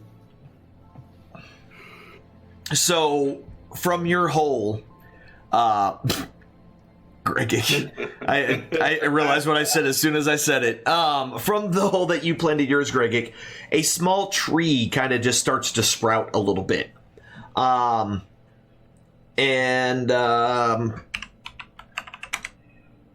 Ooh, trees. Hold on. Oh Lord. I forgot how to do this. Did we just reincarnate Bushy or Toothpaw? Oh, good lordy. I mean, and then yours, sorry, while your tree is growing, yours starts to grow, and what you see is kind of a grayish kind of ball start to grow from yours.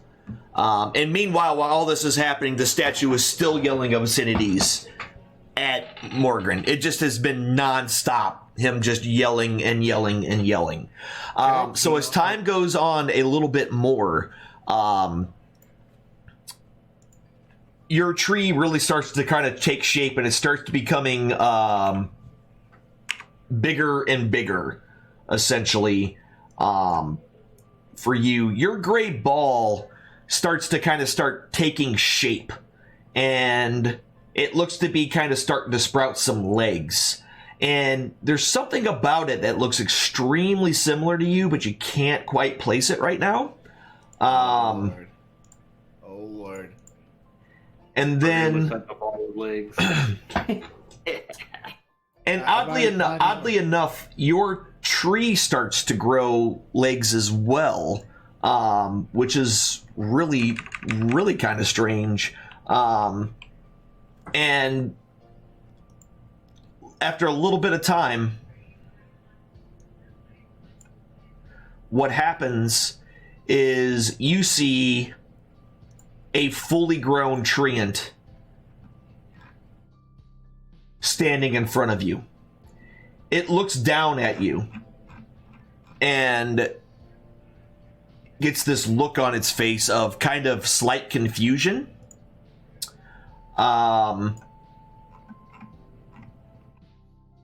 But then it rears back its treant hand and prepares to attack. But, so you guys can go ahead and start initiative. But Morgan,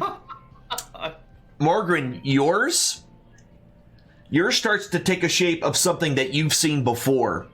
4 legs, a large pointed nose, and y'all didn't like it the last time you were up against one of these.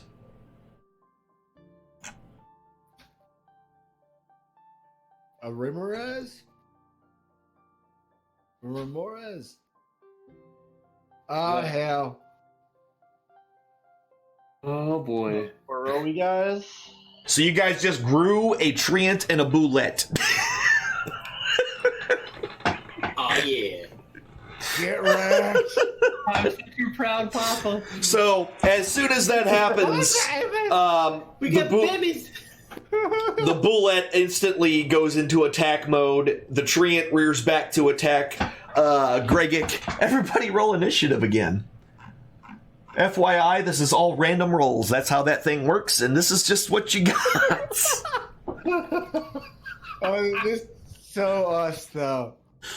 Oh, It's like, man, this is fun, and then the last thing you get is 2 big-ass monsters that both want to attack you. I can't play in stuff like this. This is why random is better. All right, so we're going right back into another combat. Love it. Can we get a bio break before all this happens? I mean, our normal break isn't... Yeah, well, we can start it now, guys. We'll take a quick break. I'll be back in about 10. See you shortly.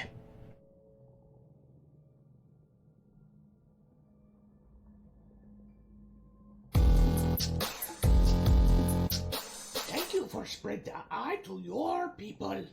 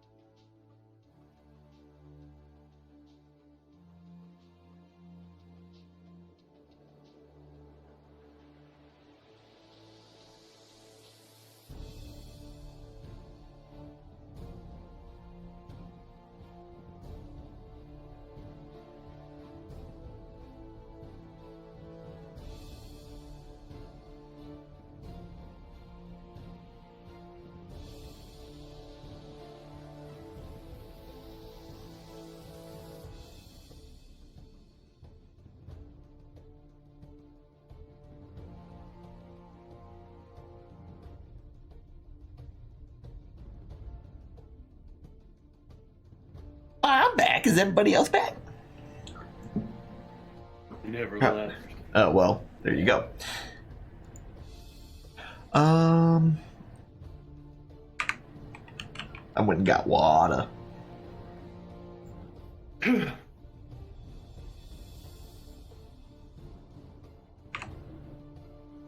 got some cauliflower crackers.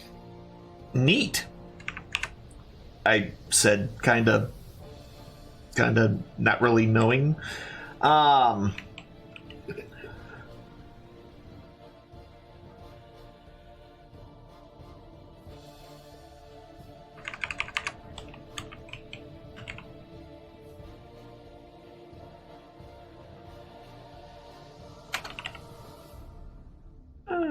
Okay.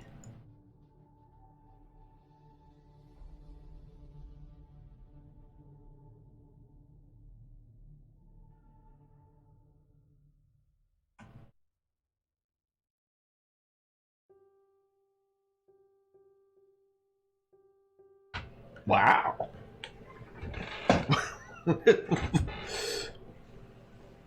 So yeah, we're in the war now. Y'all went right for one fight, found some magical stuff, and then used it, and now we're right into another fight. I absolutely love it. And I'm just like, I'm rolling on the random table, and I'm like, okay, cool. He got a treant, then I rolled on the other table, and I was like, okay, that's a bullet. Wait. Okay, the treant's got a 50% chance of being evil and will attack immediately. Rolled that. Okay, we're getting into another fight. I'm like, all right, well, here we go. This is what's going to happen. This is how we're doing it. I absolutely love it. Oh, man. Honestly, didn't expect that. Yeah, that thing could do all sorts of stuff. We got a weird statue. Uh-huh.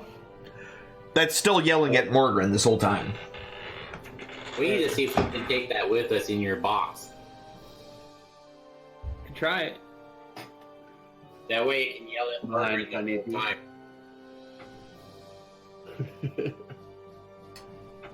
Got a weird group of eggs. Yep. You got a weird group of eggs. You got a blue flamed campfire. It's fancy. And a treant and a bullet.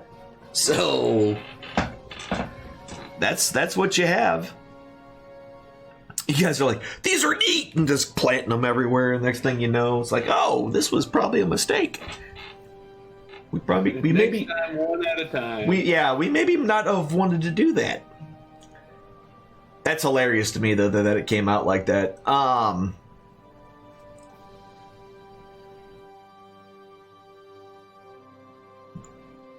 Seems about right for our group, though. Yeah, it really kind of is.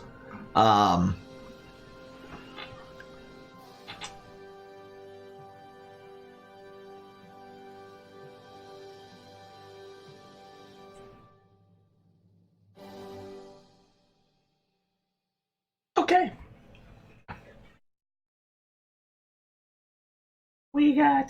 Who we missing? Bloop. I'm surprised the dwarf didn't try eating any of the eggs. Well, I mean, I've learned not to cross you in nature a long time ago, Huss. And at this point, with all your spell slots, I would just rather not you be mad at me that horribly. That's right. Yeah, maybe later, but not right now.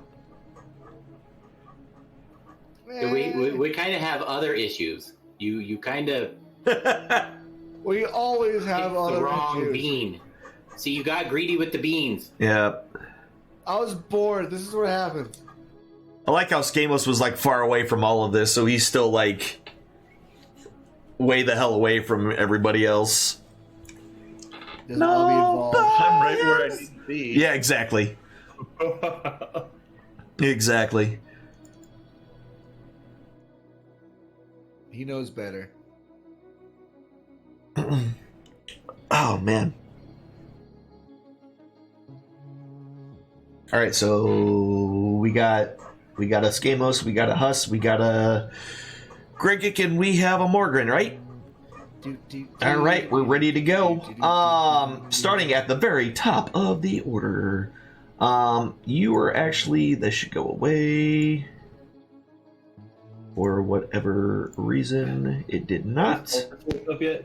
What's that? Up yet? The ones that are all tied together? No, they're not awake yet.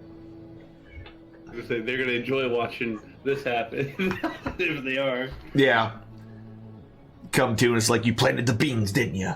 That one's not waking up for a long time. Yeah, no, not for quite a while. All right, Gregic, you are up first. All right. Well, since there's a tree extending in front of me, Yeah. Getting ready I'm to going crush go your ahead and face. Rage Yeah, off the bat, makes sense. and then I'll just lightning strike it. That makes sense. And it fails its saving throw. And takes 10 points of lightning damage as you zap it. And then I'll smack it with my halberd. Yep. And 18 will hit. And 17 points of damage to the treant with your halberd. This would be another good time for a crit. Yeah. And your second attack will also hit. What the crap? Yep, 13 points of damage. Okay. That is your turn. What's that? I'm not gonna move or anything. I'm just gonna stay right there. Got it. Skamos, you're up. Alrighty. I'm gonna firebolt him. Okay. Tree guy. Makes sense. He's made of wood. That 21 will hit. For 20 points of damage. He is vulnerable to fire damage, it looks like.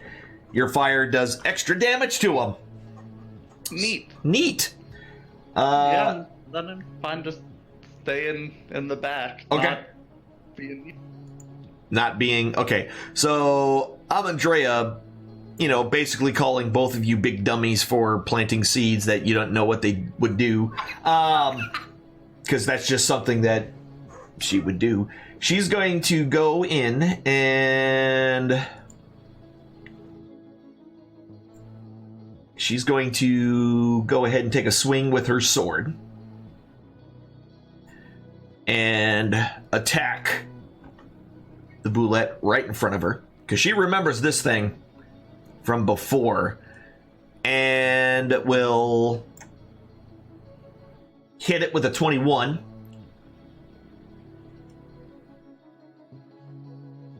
For 7 points, or 12 points of damage, sorry.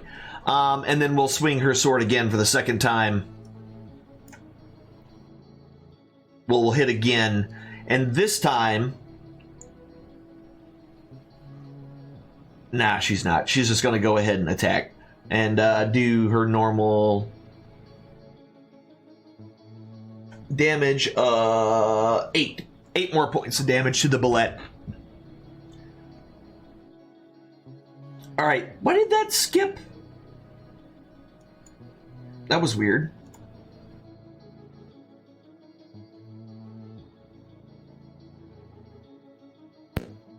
It jumped over the treant. It jumped over the treant for some reason. That was weird. Alright. So the treant with the person who grew him decides that you look like a good thing to crush. So he takes a swing and critically hits you immediately. Whoopsie. For 20 points of damage, resisted down to 10. Lucky you're in range. And then swings with his other hand and hits you again. Ugh. For 21 points of damage, that is resisted down to 10. I'm glad I'm enraged. Just getting pwned over there. Good job, buddy. High five. Huh. Oh man. All right, and that's his turn. Morgan, you're up. Ooh. All right, might as well swing at the guy in front of me. Actions. There's the axe. Boop. Oh, That's going to miss with a 9. Whoop-de. Oh. Yep. All right, both of those miss. Okay. I'm just going to stand there like a goon, I guess. Cool. Easy enough. Huss, you are up. Because those guys are unconscious and tied up and they ain't doing nothing. I hear you laughing over Go, there. go, giant scorpion. Okay, so you turn into a giant scorpion. Ta-da! And then I'm going to come over here to Mr. Bullet. Yes. And I get 3 attacks. Uh-huh. 2 claws and a tail, I believe. Correct.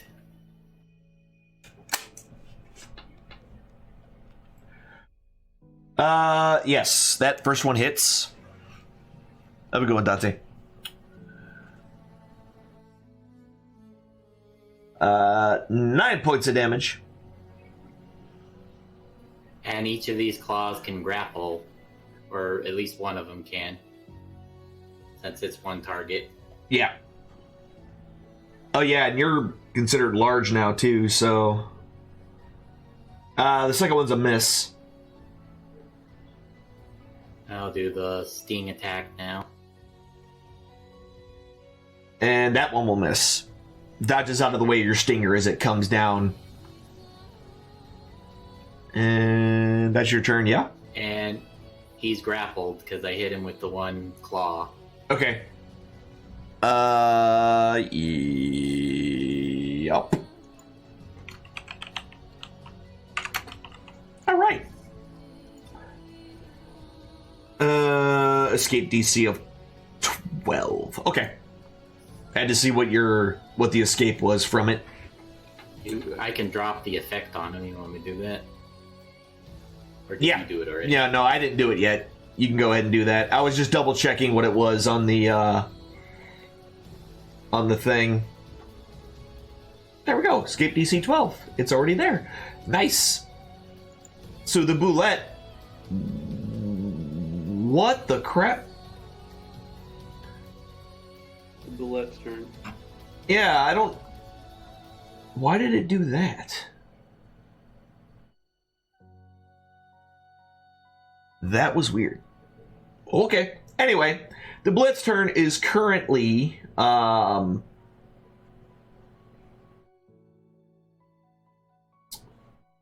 He's currently grappled. Let's see if I can escape out of this.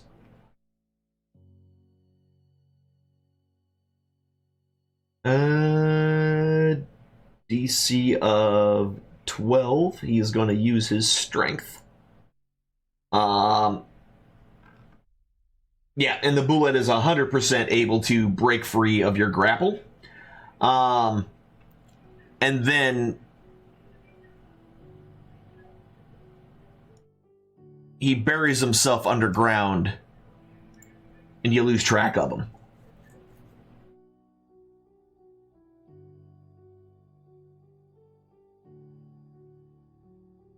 Okay.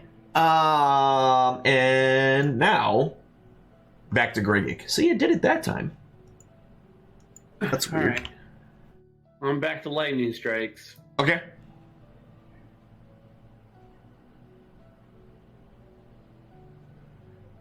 He fails on his save, takes 3 points of damage. And then I'm gonna halberd him. That'll miss. Oh my. And yeah, that'll miss too. Alright, I had my turn. All right. Skabos. Alrighty. I'm gonna firebolt him again. Got it.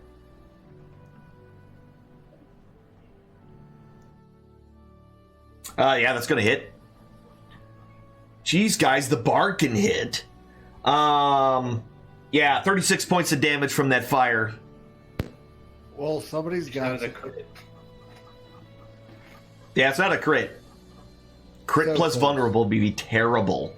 You doing anything else, Skamos?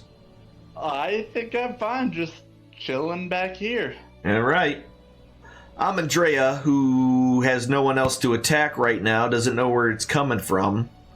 We'll move down here and give you a hand. Literally, she's just going to clap. She's not actually going to help or anything. No, she's going to swing her longsword at the treant.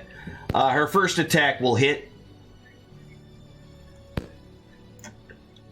For 11 points of damage, and her second attack will also hit for 6 points of damage. Alright. The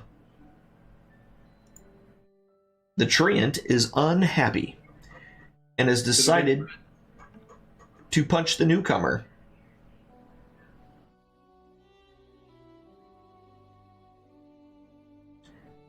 And the first swing will hit Amandrea for 21 points of damage. And then the second hit will hit her again for another 16 points of damage. Two really strong blows against her. Morgren. Right.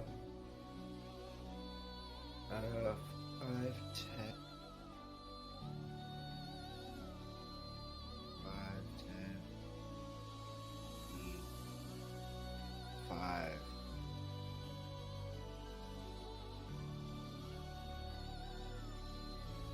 From there, I will use a lunging strike because that's the only way that I can actually reach this guy. Makes sense. Have at thee! 14 will miss. Boo. Try that again. Yeah, that one will hit. Fabulous. So that'll be 8 points of damage plus... No, I think that's the D10. No, that's an 8. There's the D10. Yep. We'll just go with the higher number. No, we shouldn't. We should do it right. All right. This treant has almost nothing left. Almost nothing left. You done? Yeah, that's all I can do. Huss. Come down there, claw attack. All right. First claw. That's going to hit him. And with your final snip of your claw, the treant topples over while yelling timber, which is really ironic. Eh. All right. So that's your turn, Huss. Correct? Are you moving anywhere else, or? I'll move. No, that was my full move to get down there. So. Okay. All right. Easy enough. So, did it do what it did it again? For whatever reason, it's skipping over things that I do not want it to skip over. I can't reserve my other 2 attacks for if this guy pops up near me. No. The multi-attack is the action, which means doing all 3 of those things, or up to all 3 of those things. Same way with when you have multi-attack, it's just an attack action, but you get multiple swings within that one action. Essentially, that's how it basically breaks down. So then, out of the ground,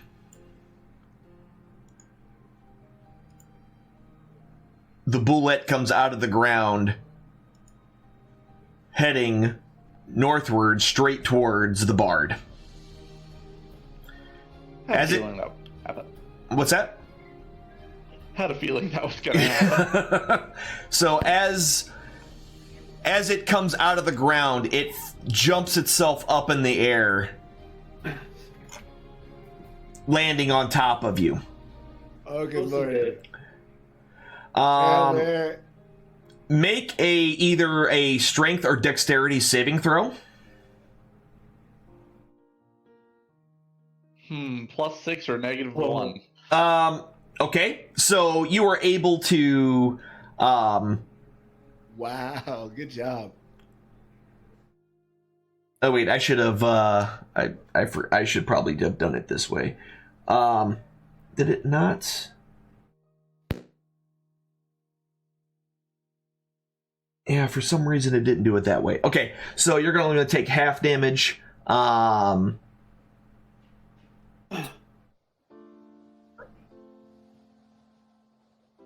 a successful creature takes only half the damage, isn't knocked prone, and is pushed 5 feet out of the bullet space to an unoccupied space. Okay, so you're only going to take half damage. So that will be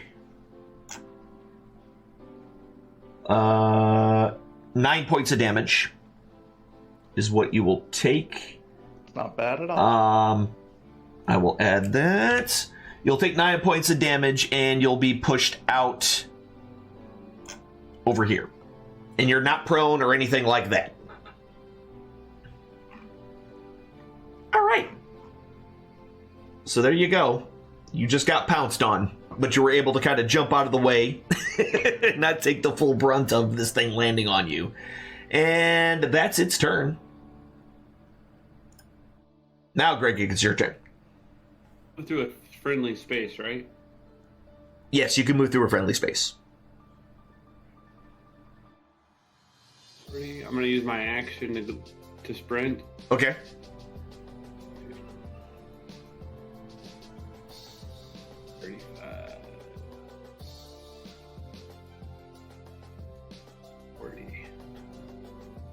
Yep.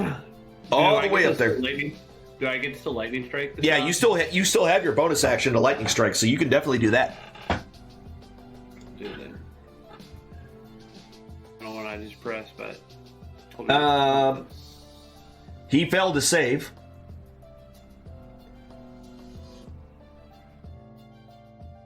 Yep. Takes 2 points of damage. Zap. Did I roll one? Yep. That's how it works sometimes. All right. Is that your turn? Yeah, I'm done. All right, Skamos. This thing tried to jump on you, man. Yeah, I just realized Good Hellish rebuked it after it jumped on me. Oh. It's been a while since I've actually been hit. Yeah, it's well. true. Next time, Gadget. Do I know if this thing's weak against any type of damage? Not that you remember from the last time you were up against one. That's what I had a feeling of. I want to say they're weak against the giant ape form. They were weak against getting smashed in the face. Highly allergic to face punches. Well, I'll just firebolt it, I guess. Okay.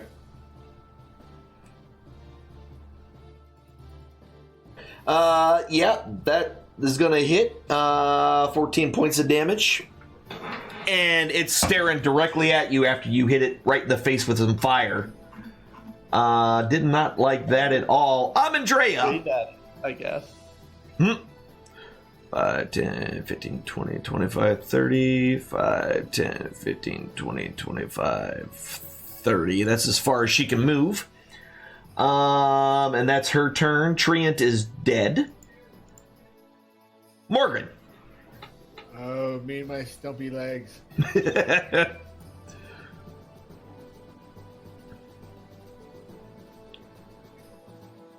I'm right behind you. Just huffing and puffing the whole way. All this running. That's about all I can do. All I can do. Okay. And Huss. Oh, I'm gonna do my little scorpion sprint. Wow. That thing can book. He's got 80 if he sprints, so Yeah, that'll do it. Just a bugbear. Alright, so that brings us to this guy.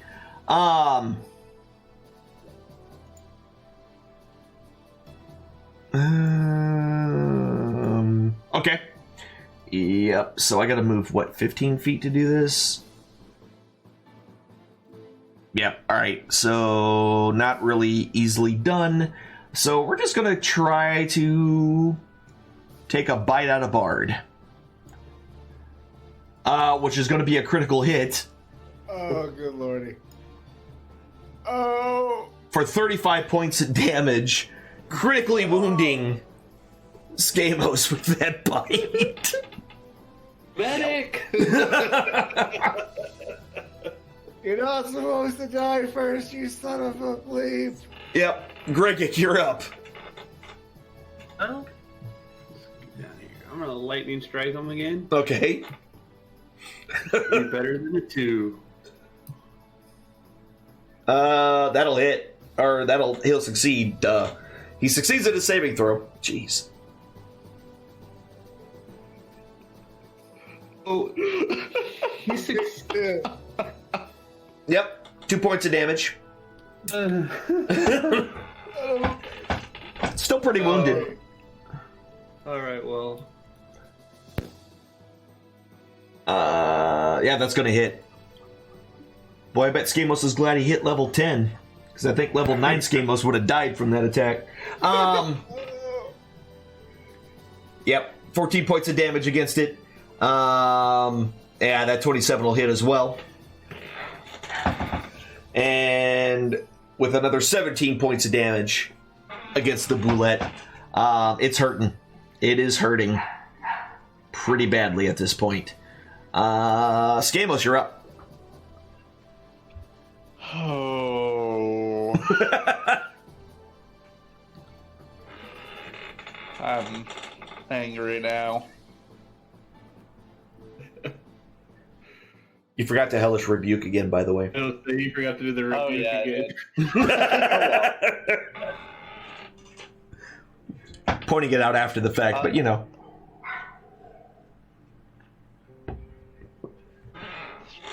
Screw it. I'm chucking my dagger at its face. It worked last time. We're doing it again. That's gonna hit. 6 points of damage. Yeah, it's firmly fixed on you now. It's Amadrea's turn. And she's gonna move up here. And she will go ahead and take a swing. No follow, Alan. He not know where he going. First attack from Amandrea will hit for 11 points of damage, and with her stab into the side of the Boulette, it was so fixated on Skamos that it never saw her coming, leaving his softer underbelly vulnerable to her longsword, and she buries it all the way to the hilt, and then pulls downward as she removes it from his gut, spilling his entrails all over the grass. How much health did he have after my dagger throw? After your dagger throw, let's see, that did 11 points. So exceeds hit points by 1, so 10 hit points. It still had 10 hit points left, yeah.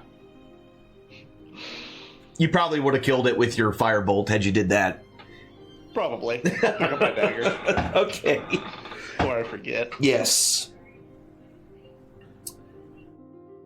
All right. Today we learned don't mess with magic beans. Yep. why not? That was fun. Right? Speak for yourself. Look at the pretty eggs. Yeah, look at the pretty eggs. I have officially corrupted each and every one of I'm going to hatch into a different type of dragon and attack us. Oh, so that's a good time. We now need a long rest in preparation for that because who knows what's going to happen in 8 hours. Because magic eggs? Oh, Skamos is healing some people up, it looks like, or himself. Just himself. He's just dropped 3 spells on himself. All right. There we go. I live. I feel better. So you've got like 5 hours as that scorpion, right, Huss? I believe. 4. I thought it was half your druid level in hours. Pretty sure. Because I'm 10 now. Yeah. So you have I like just made a thing go away accidentally. How do I get it back? I don't know what you meant. The thing that said effect in the giant scorpion thing. I Oh, right clicked on it and it said I was trying to remove the effect from myself and ended up removing it from the wild shape thing in my oh, gotcha. Spell That's what you're talking about. I'll add that real quick. So it was the scorpion. yeah. I Right. can stay this way for a little bit. Yeah, that's what I was trying to figure out whether you were going to do that or not. Could be useful and menacing. Wild did they shape. have anything on them? I'm assuming not. No. They can't carry anything. Wanting to tame the Boulette and Treant. There we You go. You want to ride on the giant scorpion? And then where are you? Come on, ride the scorpion. Wait, that doesn't work at all. All right, who is this? This is Huss. You need the action, and you need wild shape CR3s. Because all of them say 4 hours, so Yeah, it's whenever that first gets added to the. It shows you having wild shape still on your bar. Like I'm looking it's right at still- it. It's still there, but it doesn't have. If you like open up like Killer Whale, it doesn't. It's missing the effect part of it. Oh, gotcha. You accidentally deleted that. Got it. Okay. Yeah. All right. No problem. Let me delete this. I didn't know you could just delete like part of something like that. Yeah, I thought it was each gonna of the remove it individual from my person. Yeah, each of the individual effects within it can be deleted as well. So we will get rid of this. And then we will add... There you go. Everything is back. Thank you. And... Okay. Now we're good there. Yeah, they didn't have anything on them at all. I mean, after all, you just grew them out of the ground.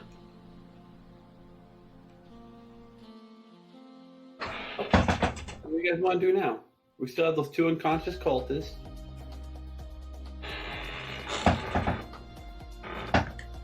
I have a suggestion. What you got? Let's gather around the campfire and sing our campfire song. Our CAMPFIRESONG song. Oh my god. Oh, I'm so in. I take a I'm just seat. gonna click my scorpion claws in tune with his singing. Alright, so you already have a campfire there. It's glowing with blue flame. So that's already happening. So that's fine. You do have a statue that is constantly yelling obscenities at Morgan, though. Quite loudly. I'm gonna go pick up both of our hostages and move them over by the camp. Okay. Yep, no problem. You can easily move them over there. It doesn't take too much time. They remain unconscious. I would like to take a seat. I can't actually move them, but I got you. Yeah. I want to sit on the stone statue that's yelling at me. You can't sit on the. Oh, you're gonna climb on top of this thing? Straight sit on it. Give me a climb check or an athletics check. Ooh. Watch him fall and take like 20 points of damage. Break his neck. With a 16, you were able to kind of climb over it. It's not mobile. It can't move, but it can kind of shimmy its arms and stuff like that to kind of make your climb a little more difficult than what it would otherwise be. So, but you're able to kind of climb on top of it. The whole time he's just yelling at you about how terrible you are in all respects. Your smell, your face, your family lineage, everything. Yeah, again, you're not wrong about most of these things, J-Rock. But if we're gonna be here, we gotta make the best of this. Kind of just glaring down at it from my high seat upon it. Okay. I wonder how much that statue would sell for. Ooh. That's a wonderful question. Let's take it with us. Cursed statue, 100 gold. Why How would heavy is it? that statue? How heavy is it? Probably a good, because of how thick it is. With 2 C's, it probably weighs a good ton. Guess I can't carry that. Nope.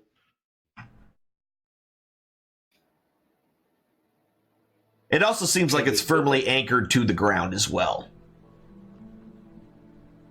I was going to say, could we put the pouch of holding over the top of it and then make it weigh nothing? No, because it's too big to fit in that. Well, I guess we get to leave a memento of the honoriness of the dwarf via this angry statue, I guess. Why do you hate me so, statue? Because What have I you're ever done terrible. You smell. Your beard is filled with lice.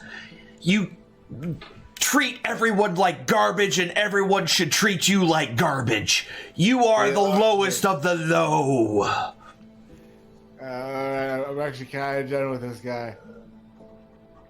You should get out of here, everybody. He's... Wait a minute. There's gotta be something I can do with this. I would like to use my fire opal to try to set him on fire. Okay. Just because magical effect. Okay. So the fire starts on him.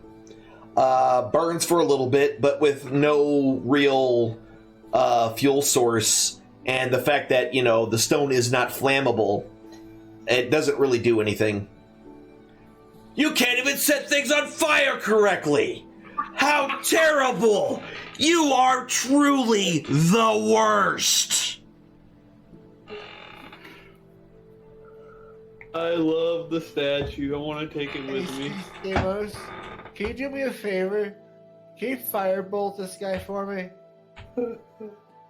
He's stone. I don't think it will do anything. Yeah, damn it. Damn you, Stone. That's fine. Oh, giving up so easily? I knew it. You can't do anything correctly. Well, I can't burn the statue. Meh, meh. What Let's take a long rest, large baby. What? We should take a long rest here while we wait for the people to... Can we put the statue in the tent with us?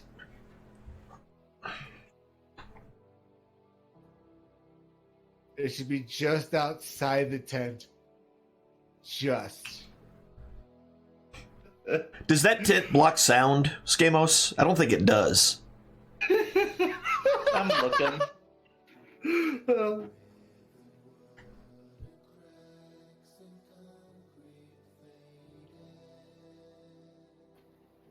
mean, it wasn't that long before we left before we got jumped / we jumped these people. What, an hour? I don't think it really set. Yeah, I don't believe it is. I can double check, but I don't believe it has any kind of. Yeah, it's just it leaves if you leave the area, 9 creatures, blah blah blah. Move through it freely. All other creatures and objects are barred from passing through it. Spell. Oh wait. Creatures and objects in the dome when you cast the spell can move through it freely.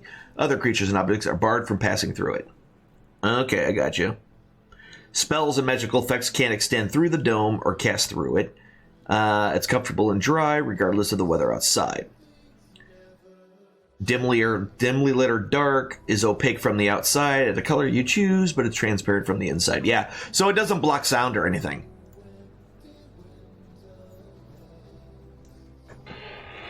I'm just saying, with the insistent yelling that this thing has, getting a good night's sleep would probably be impossible. What if I put a cooking pot over its head? Then it will probably echo in the cooking pot.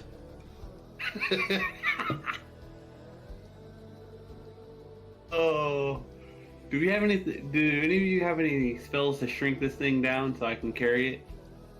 That's why I want to do a short or a long rest, because I blew all my level 2 spells healing. What? Take it. Oh. Well, I don't necessarily know how much rest we can get here with the screaming rock. Again, glaring down at the rock that's yelling. Yeah, because you're sitting on top of it. Yup. Well, I guess we can just go a little bit away from the rock and rest and then come back. True.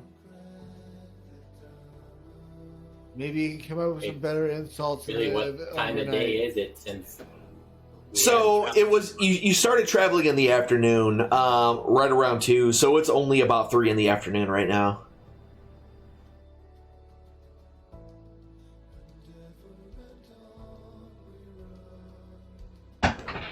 And your actual, like, final location. The sun. Yeah, so you guys are kind of up in here, essentially.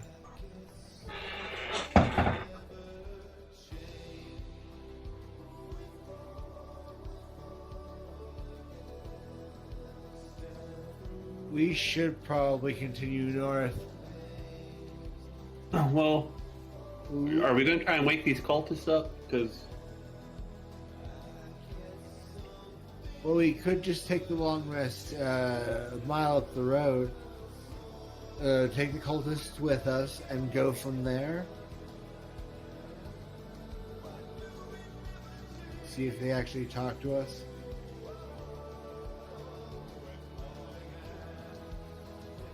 I can carry him. Ooh. That's what you guys want to do. I'm fine with it. I'm in. If they wake up and give me any hassle, I'll just go snip snip. So you're just going to throw them over top of the scorpion's back then? Yup. Gotcha. Carry one in each claw. That works too, I guess. Can I ride the scorpion's back while he carries them? In I mean, claw? you can try to jump on his back if you wanna. What is the giant scorpion's strength, actually? 15? It's 15. So, but actually, yeah, because he's got the legs. Yeah, okay, yeah, you should be able to. He should be able to handle all that weight. Cause him got all them legs.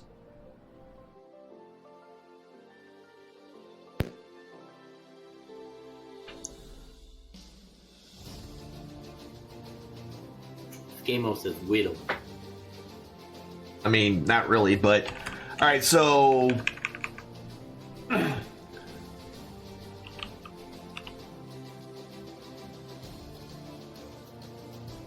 what y'all doing? Continue on. Yep. Onward, northward. Yep. All right. So as you all kind of continue northward, you make your way up through the hills, and you get to finally, after a little bit of time, after maybe about an hour, you can finally no longer hear the statue. It almost seemed like he kept getting louder and louder as you were going away from him, but eventually it quieted down to barely a whisper, and then you couldn't hear it at all. Sounds about right. Damn. That statue put in work. You didn't like. And I didn't have a chance to truly have it honestly hate me. Aw. I feel like it was an injustice to the stone itself.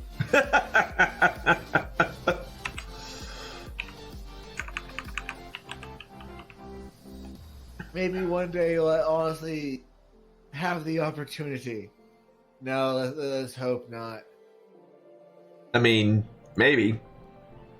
Your tale of its cousin in the mining district, because we needed the ore and the gems and the what?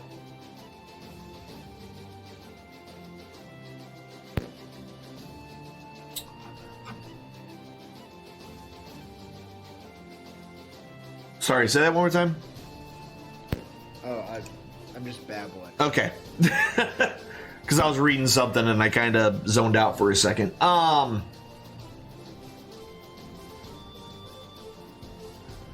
right.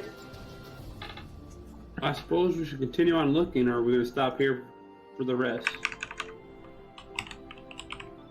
We should stop for that long. Yeah, that you can, the shadows are starting to get a little long.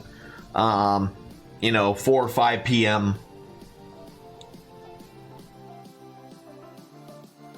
Somewhere around in there, judging by the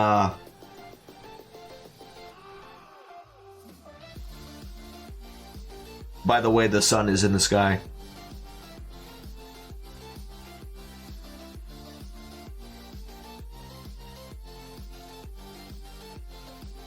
All right, let's do a long rest then. All right.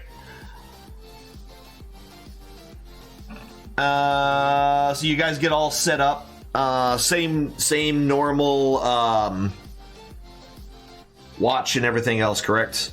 As always. Mm-hmm. All right.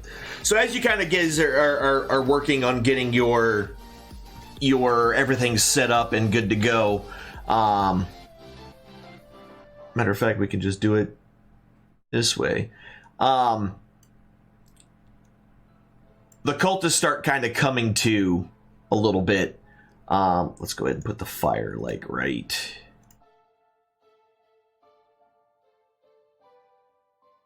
There's the campfire right there, kind of in the middle of y'all.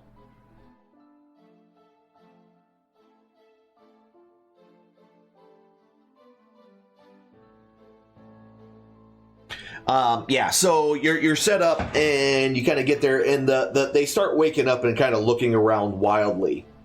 As y'all are pretty much getting everything, your bedrolls and everything kind of situated and eating your meals for the evening. And are like, what? Let us go. No. Snip, snip, snippy. Oh yeah, because you're still a scorpion. So were you just like behind them, collecting your claws? Yeah. Okay. They kind of turn around and they see your giant glistening carapace, which, wow, saying that out loud sounded way dirtier than I expected. But they're looking at your carapace and they freak out just a little bit. Well, as much as they can, considering, they're tied up. But they try to wiggle away from you. And don't get very far, obviously.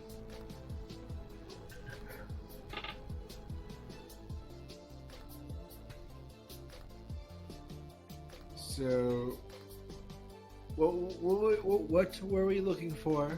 I totally forget. was for the castle. Oh yeah. But we want to know why they attacked. Well, technically we Go ahead, attacked. Skamos. Lead the interrogation. If I need to cut off a ear, just let me know. Yeah, let me switch this. They're both conscious now.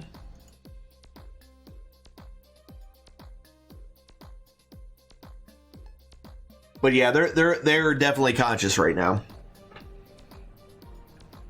Why did you attack us? You were asking things you shouldn't ask. That's a dumb answer. Why did you attack us?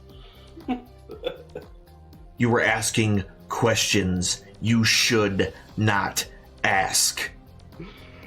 And you are really bad at answering questions. Why did you attack us? Let me kill one. Maybe we'll get an answer on the other one now. Right? Kind of just glaring down at the one that I was standing by.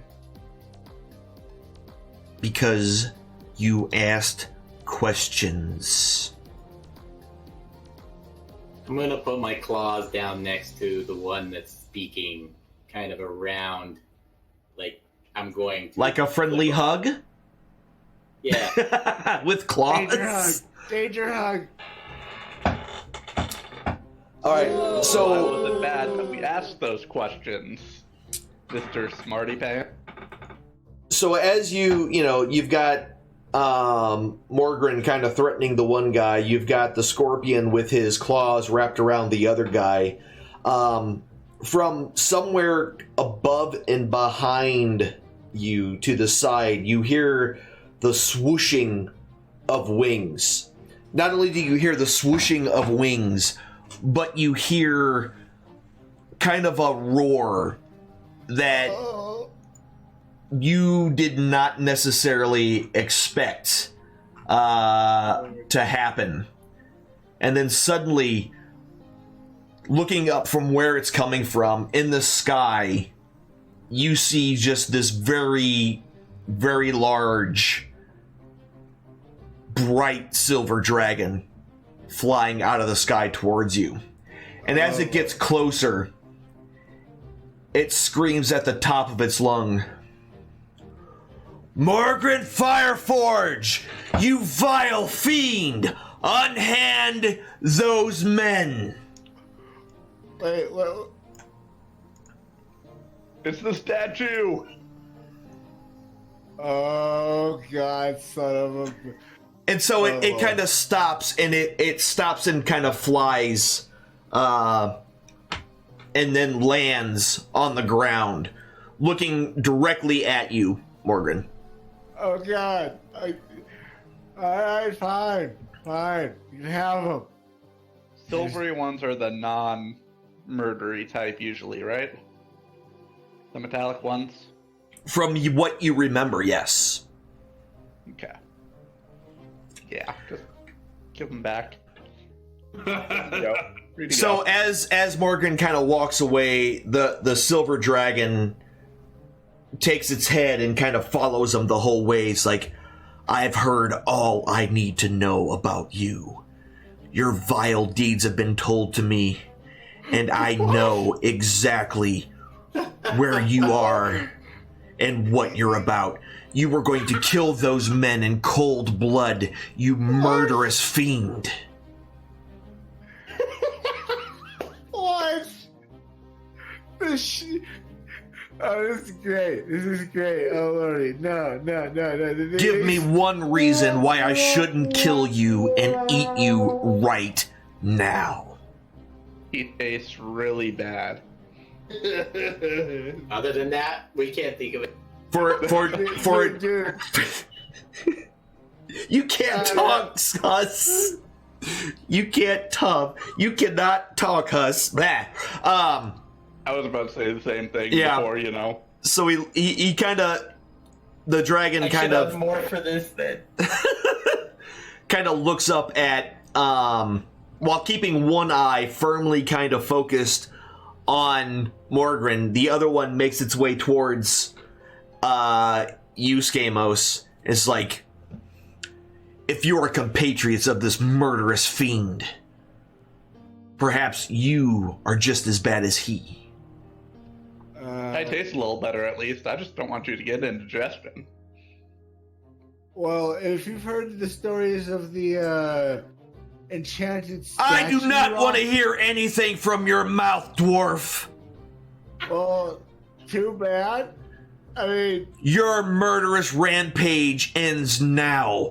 I will take you to the authorities and make sure you pay for all the death and destruction that you have caused, killing innocent townsfolk by the scores. save me, Gregor, and I just hug Gregor. I didn't do it.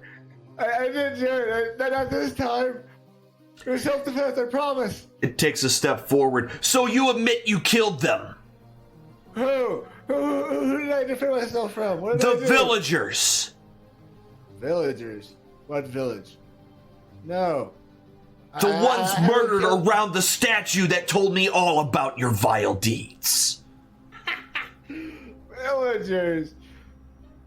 Well, It must have They are- witnessed everything and told me everything about you. witness- How hideously that you laughed as you slaughtered them one by one. Taking their blood and smearing it on your face so you can tell the rest how you tasted their fear. Can I unmorph now? If you want to, yeah.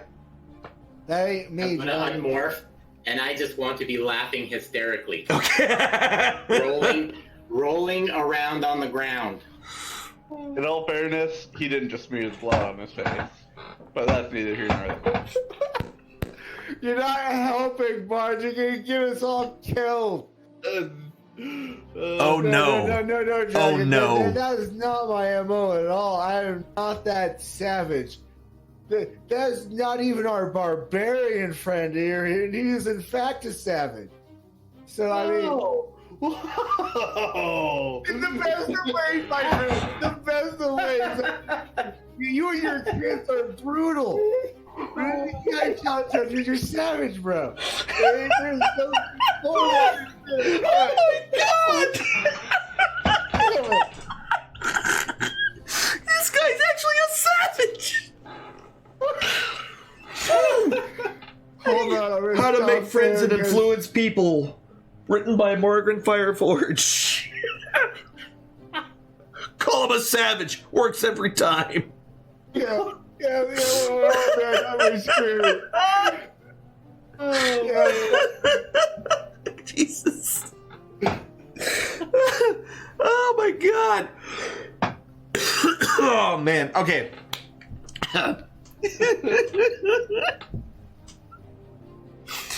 Holy butts. All right, we're good. Oh,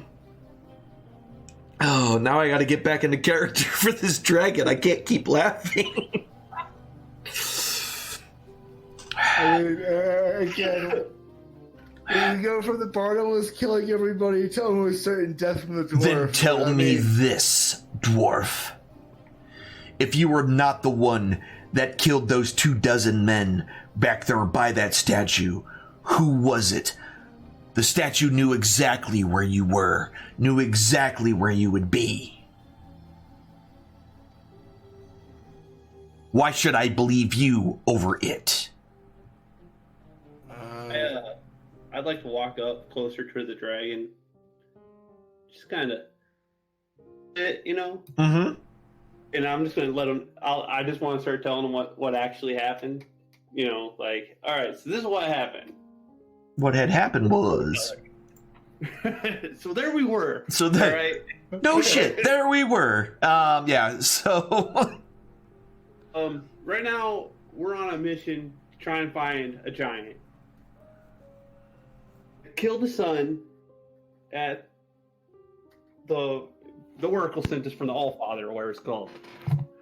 And anyways, some questions around the town. We left. A guy told us to head north. We headed north, and these fellas here and the rest of them guys, they attacked us. All of us killed them. And then one of them had a bag. There were these weird beans. And Morgan started planting these beans. And then I planted a bean. Let spawned, weird egg spawned, treant spawned, grew out of nowhere. And the statue. Oh, in the campfire. That statue. The statue spawned, and the statue's great. I'm gonna go back and high five him. The statue's amazing. But it doesn't like Morgan. So I don't know why. I'm great. We identify with that statue on a spiritual level. Long story short, that's what happened. Your... Whoops. A little more than a joke, and that's fine. So you say. He kind of stops and looks. Now, the other two just are kind of sitting in awe of this dragon. And one of these two, when I came through, I saw that one, and it with one giant wing kind of points it towards Huss. That one was a scorpion with its claws about to snip one's head off, while this dwarf had the other one in its clutches. What of they?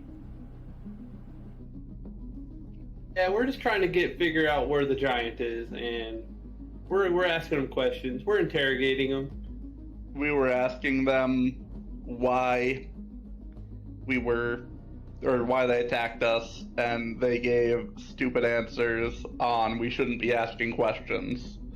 And they kept on saying that instead of just saying, hey, we just like attacking random people who want to kill a giant. So, maybe your dragonness can convince them to tell us what we need to know. Dragon kind of takes a couple of steps over, leans down far, and kind of just sniffs. You stink of the cult. And it's like, no, your grace, no, your excellency. We have no cult of alls. He stops and kind of turns his head. The dragon turns his head and looks at you, Grigik. Were you just in Parnas not long ago? Exactly where we were asking the questions. Where we can find this giant. A while back, there was cultists like this one. And he kind of just nozzle, basically kind of takes his face and kind of puts it towards the cultist. Ones like this one that tried to revive the goddess of the chromatic dragons, Tiamat. Small ones such as yourself and much of my kin stopped their little ploy. Parnast was a staging ground for them to take their offerings for the Dread Queen.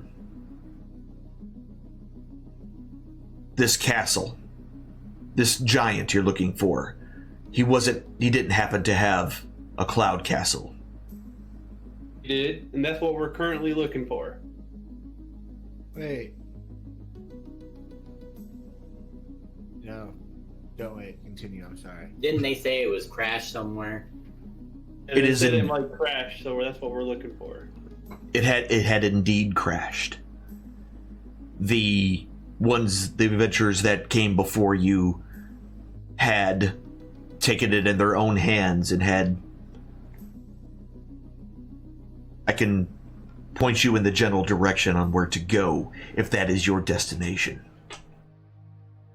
That's our destination. But pray tell, what do you hope to find there? So, when we went to the Oracle, this is the same mission, right? When we went to the Oracle, the giant killed his son there, and we're here to, His spirit's trapped. the spirit's trapped, and he sent us to, take down his. I see. I believe I do know this one they speak of. I heard his name only in passing. But from what I understand, he allied with these cultists and with the dragons, which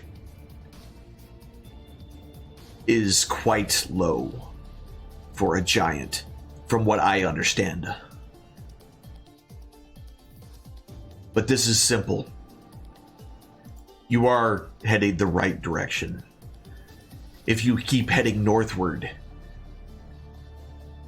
once you get towards the edge of the mountain, continue up into Deadstone Cleft, the swampy, barren wastelands of the Fallen Lands. There you will find what you're looking for. All right. I have one more question. And he kind of swings his head and looks at you directly in the eye. And by the way, you can tell that he's holding back. He's doing his best not to be 100% intimidating right now. But you all kind of feel that at any time he could let that go. Right. So these seeds we were talking about earlier, they gave us these weird eggs. See these eggs? Indeed. What of them? You know what they are? Do you know what they do? They're gonna be babies. I would have no idea. They are not dragon eggs. I can tell you that much. Now, Well, that's one off the list. if that's all, I'll be leaving you. But understand one thing, dwarf. If I hear your name out of anything else's mouth, I will come looking for you. Morgan! Ah, crap. And then instantly, just boom. And as soon as his massive wingspan, and as soon as he just swaps his wings down, you all get blasted with this air as he just kind of starts taking off. And after a couple of really powerful swings of his wings, he quickly turns and then flies off. And as you kind of watch him, he disappears up into the clouds, and you lose sight of him. You would let me get eaten by a dragon. You called me a savage.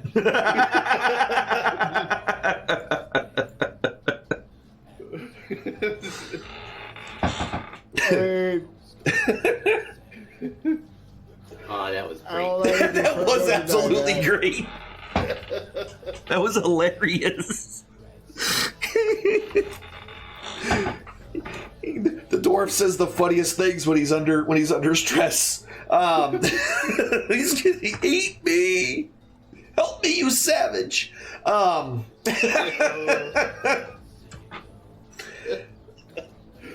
what are we gonna do with the cultists now, guys? Well, we don't need information from them anymore. I say we let them go. Take off your hosers. I would like to untie them and grab my rope back. Okay. We All should right. keep their clothes. That's right. Strip naked. No. Just let them go as is, guys. The dwarf's being the nice one now. Again, how do you rest from being eaten by a dragon? How? Explain that to me. You don't. No. We're taking all their stuff and they deliver a message back to that town saying Morgan said. No. Screw you, turtle. Spread the word. Morgan is coming back here. No. You shut your mouth, Turtle. Just start pushing on the turtle. You get the fuck out of here before these assholes do something fucking stupid. So as you guys are kind of arguing, they do their best to kind of as quickly, but also as kind of not moving too quickly, so they're easily noticed. They're backing away and trying to get away from y'all. I would hurry up, gentlemen. These guys are assholes. Sure, maybe I should make them drink paralysis poison. I have.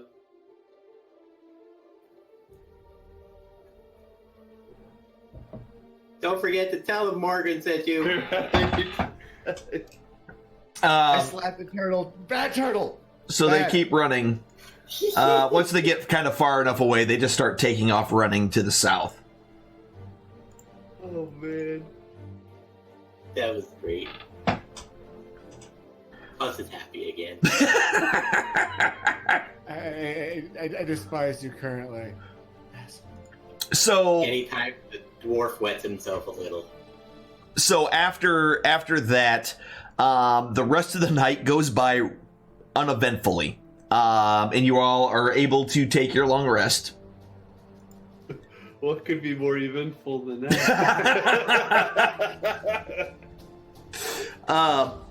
So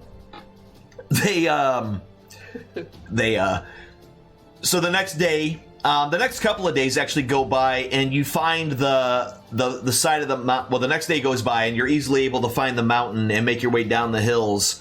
And what you can kind of see is you see this area essentially where there's just a lot of. It's very, very swampy, and you can tell that you can see ruins kind of spread throughout the whole area. Old fallen castles, just bits and pieces sticking up and random spots. But what's also kind of strange is even from up here during midday, you can kind of see small lights, almost like fireflies, just in random spots, kind of glowing and disappearing and glowing and disappearing and glowing and disappearing.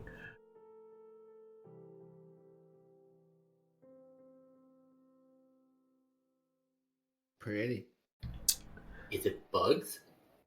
You can't tell from this distance. You're good. You know, you're seeing this from up top, kind of looking down into it. They look like the size of fireflies, but again, you're like 20 miles from it, give or take. So they might be a whole lot bigger than that. But you don't see anything physical. You're just seeing a light appear and then kind of fade out, and then appear and then fade out.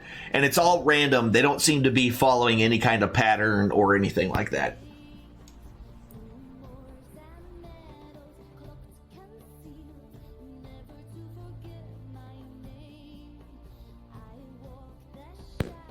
We should go towards those lights.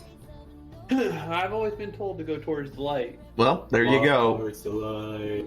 So you make your way further north the next night and towards the next day, and you make yourself right to the edge of this land. And it looks a little, so it's not as swampy. There's definitely some standing water in places, and it's definitely got that musty,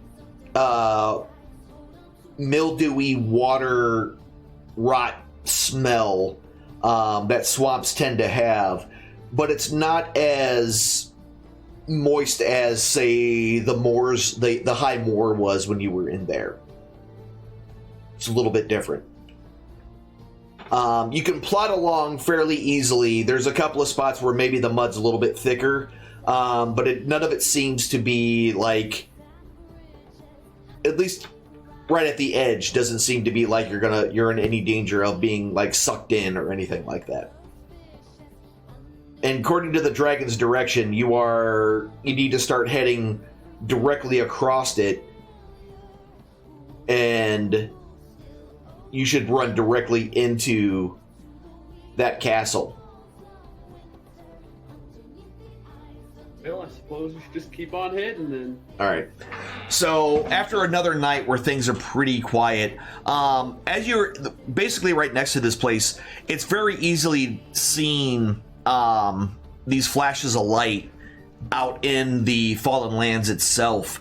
And at night, it's much easier to see that they almost seem like someone has a bullet lantern and is walking around with this bullet lantern and patrolling. Even some of the lights that came close to where you were camped were just there. There was no physical anything creating the light. It was just there. Weird.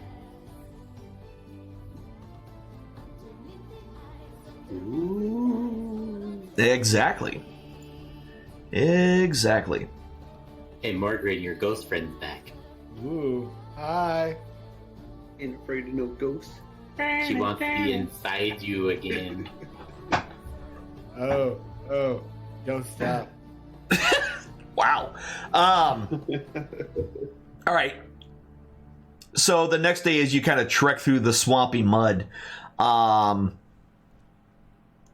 there's just the sound of frogs and everything else just in this place. The mud itself gets a little more kind of sloshy as you're kind of making your way through. But again, it slows your progress just a little, but not enough to really matter a ton. You're still able to kind of make your way across the area. As soon as you kind of go around the edge here on that day, you're starting to notice that the water is getting far more. There's a lot more of it kind of standing, essentially. And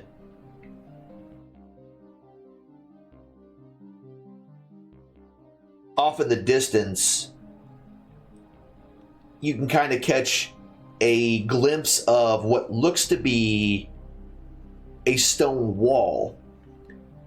But this stone wall looks far newer than any of the stone walls that you've previously passed in this place. They're all, all the other ones have been are black with mold and are falling apart, mortar completely just gone, and it's just a pile of stones basically. But this looks newer than any of these ancient walls that you've walked by before. You might have found it. That's what I'm kind of thinking too. All right, Portal, lead the way. Okay, let's go. All right. So as you make your way through, are you guys, so where you notice this, it's pretty much getting late. Are you going to try to go there now, or are you going to take a long rest before you get in there? I'd be fine with a long rest. Be fine with going in now.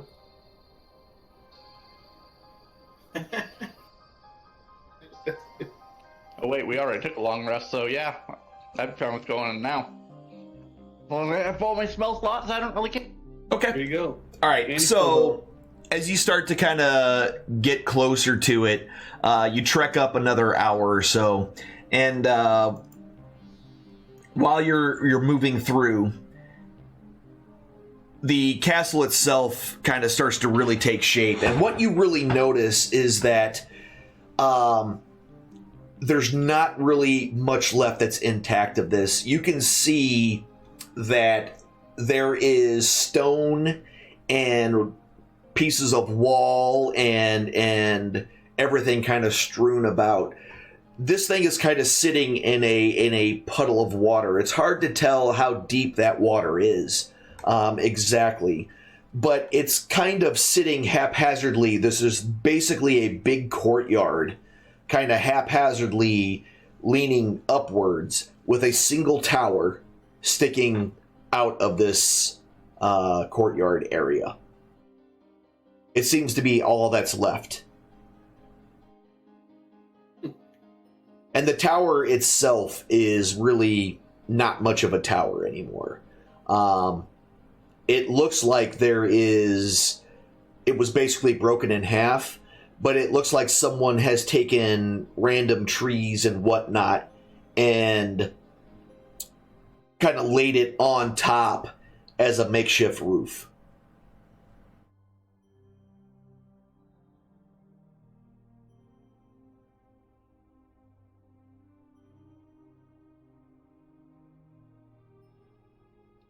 We go investigate.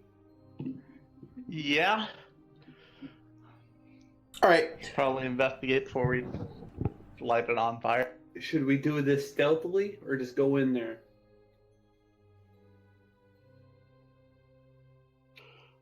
Stealthy is probably better. All right. I agree. So you start moving your way in. Everybody give me stealth checks. This is going to be a group stealth check for everybody, so y'all are going to work together to make this happen. Uno momento. Okay. Pass without trace. Oh. Plus 10 bonus to everyone's stealth. Uh-huh. Yep. Alright. So that's a 17, a 13, a 16, or a 17, a 23, a 16, a 28, and a 25 for Amandrea, 24 for Amandrea, and a 19 for Huss. Okay. Yeah, so with casting that and working your way up, you don't even leave wet footprints when you walk out of the water up onto the what remains of this canted stone floor.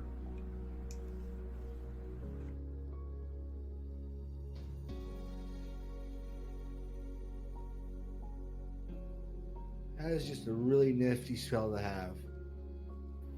I know. Yes, it is. Badass. All right, so as you kind of are climbing up through the thing and keeping quiet, you can, as the light from outside starts to dim, you can see kind of the glow of light sources coming from the tower.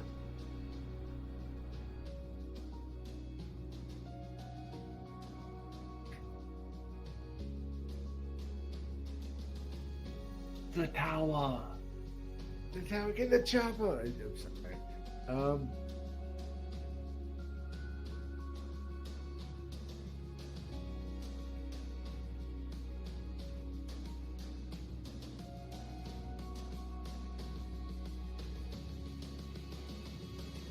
So y'all want to just raid the place or knock on the front door? We can always just start setting fires. I mean, we could sneak in the front door. I don't know. I agree with sneaking. We're already sneaking. I said we set a fire someplace. I pull out my fire rope. That's your solution to everything. Usually. And it doesn't work half the time. Only half the time. It's been the bad half for a while now, so it's gotta be the good half soon. Yeah, soon. Okay. I'm good with the continue to sneak since I've got that going and it's working so far. Yeah. All right. Carry on then. So you guys make your way up to the door, and they're really not a door. It's more of just kind of slats of wood that were just kind of bound together with rope and kind of set in front of it. And inside, you can actually make out what looks to be a cloud giant sitting in there around a fire, cooking what looks to be a deer. Like a whole deer on a spit. Now I'm pissed.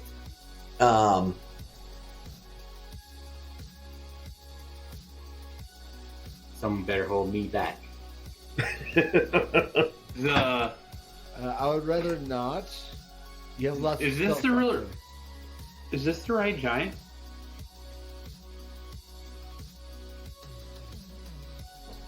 What's the dude's name that we were Is- after? Do you remember, Skamo? I remember he was like a storm giant or something. I guess he could have been cloud giant.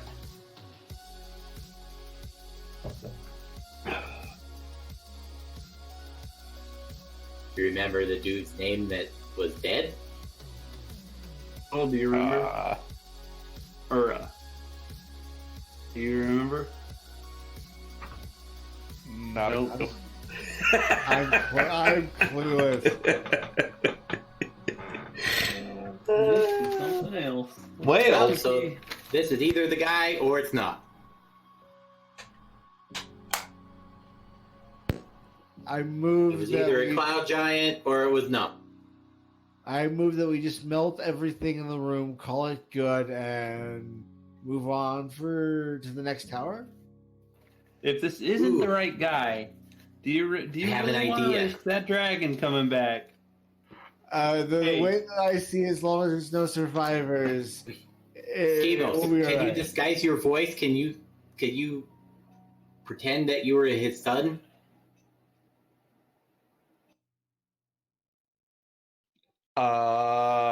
you could try that with I a don't performance think so. check. Oh, You well, do maybe I the can then. you do the I mean, you could try it with a booming voice. performance. You could do, yeah, if you want to do it via booming voice as well, but that would be a performance check All right. to try to impersonate his son's, the son's do voice. the booming voice because we're hidden.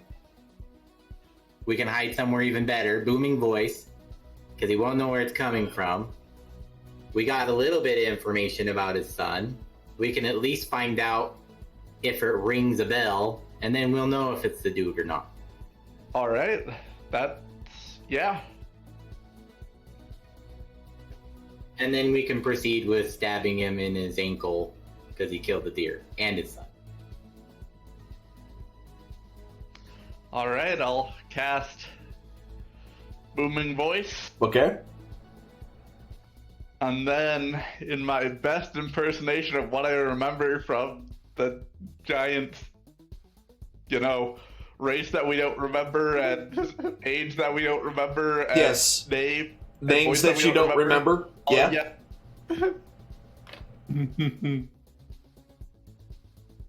Go ahead and give me a performance check. Daddy!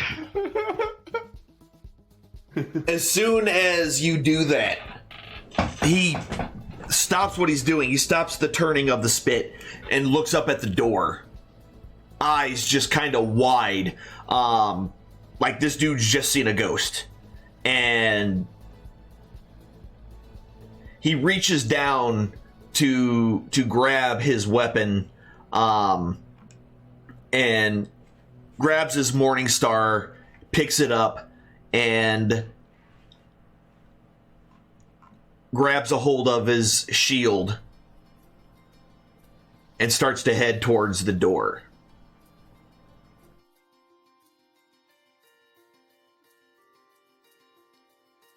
Why do you kill me, Daddy? You know I like to be hit, but not that hard. Oh my god. So he kind of makes his way out and he pushes on his door and opens it up. Morningstar with his shield opens the door with his Morningstar ready, and he kind of looks around out there, and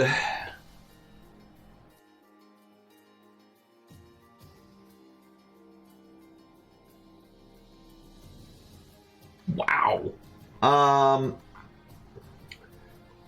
Notices. What does he notice here? Hold on. He notices. Huss got a 19. He notices Huss. He notices Amandrea.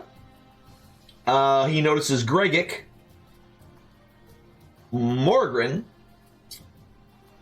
So he sees pretty much everybody but Skamos.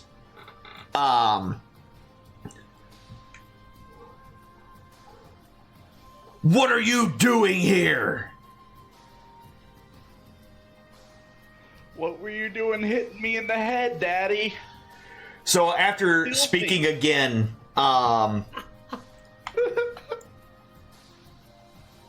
yeah, now he figured out where the voice was coming from after you talking again, and now he knows where all of you are.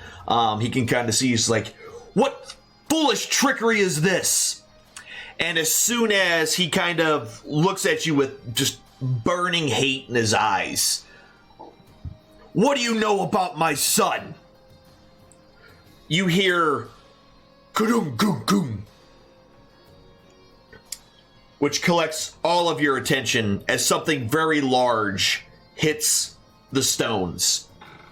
And as you all turn to look, this huge black dragon is standing on the edge of the water, looking up at the group of you. Oh, Lord. What'd you do this time, Morgan? Blagathacus! Lucky for me, these mortals, who I was going to eat for a snack, has brought me to you. I can eat on you for at least 2 days.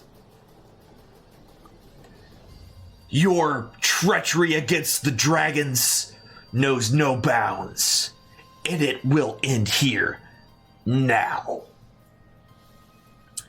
And as soon as he just puts his head up in the air and just lays out this very loud roar, and the cloud giant looks at you, he's like, "You fools!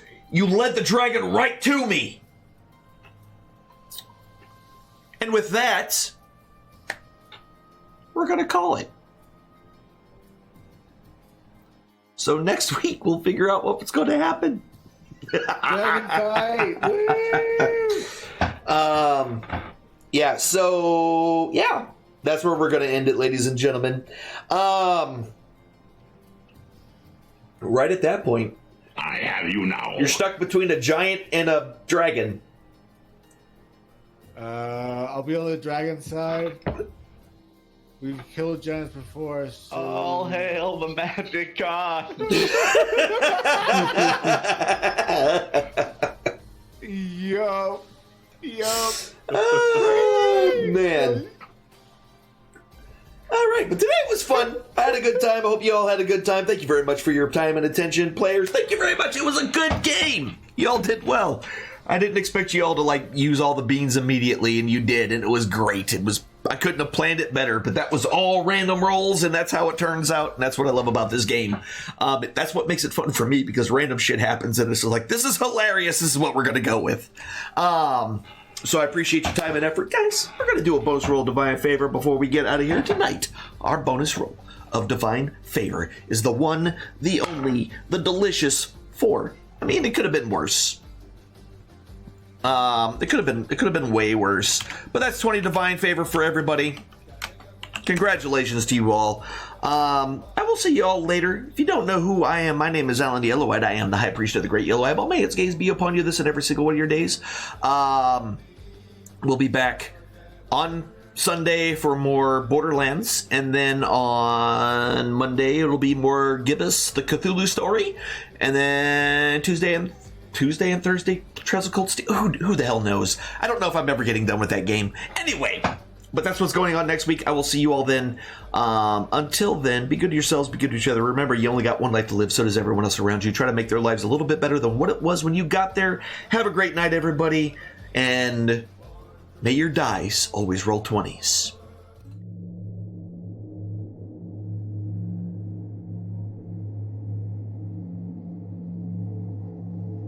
The eye rests.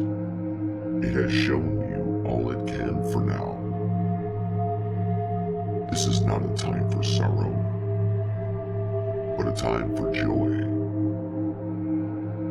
When one chapter ends, another must always begin.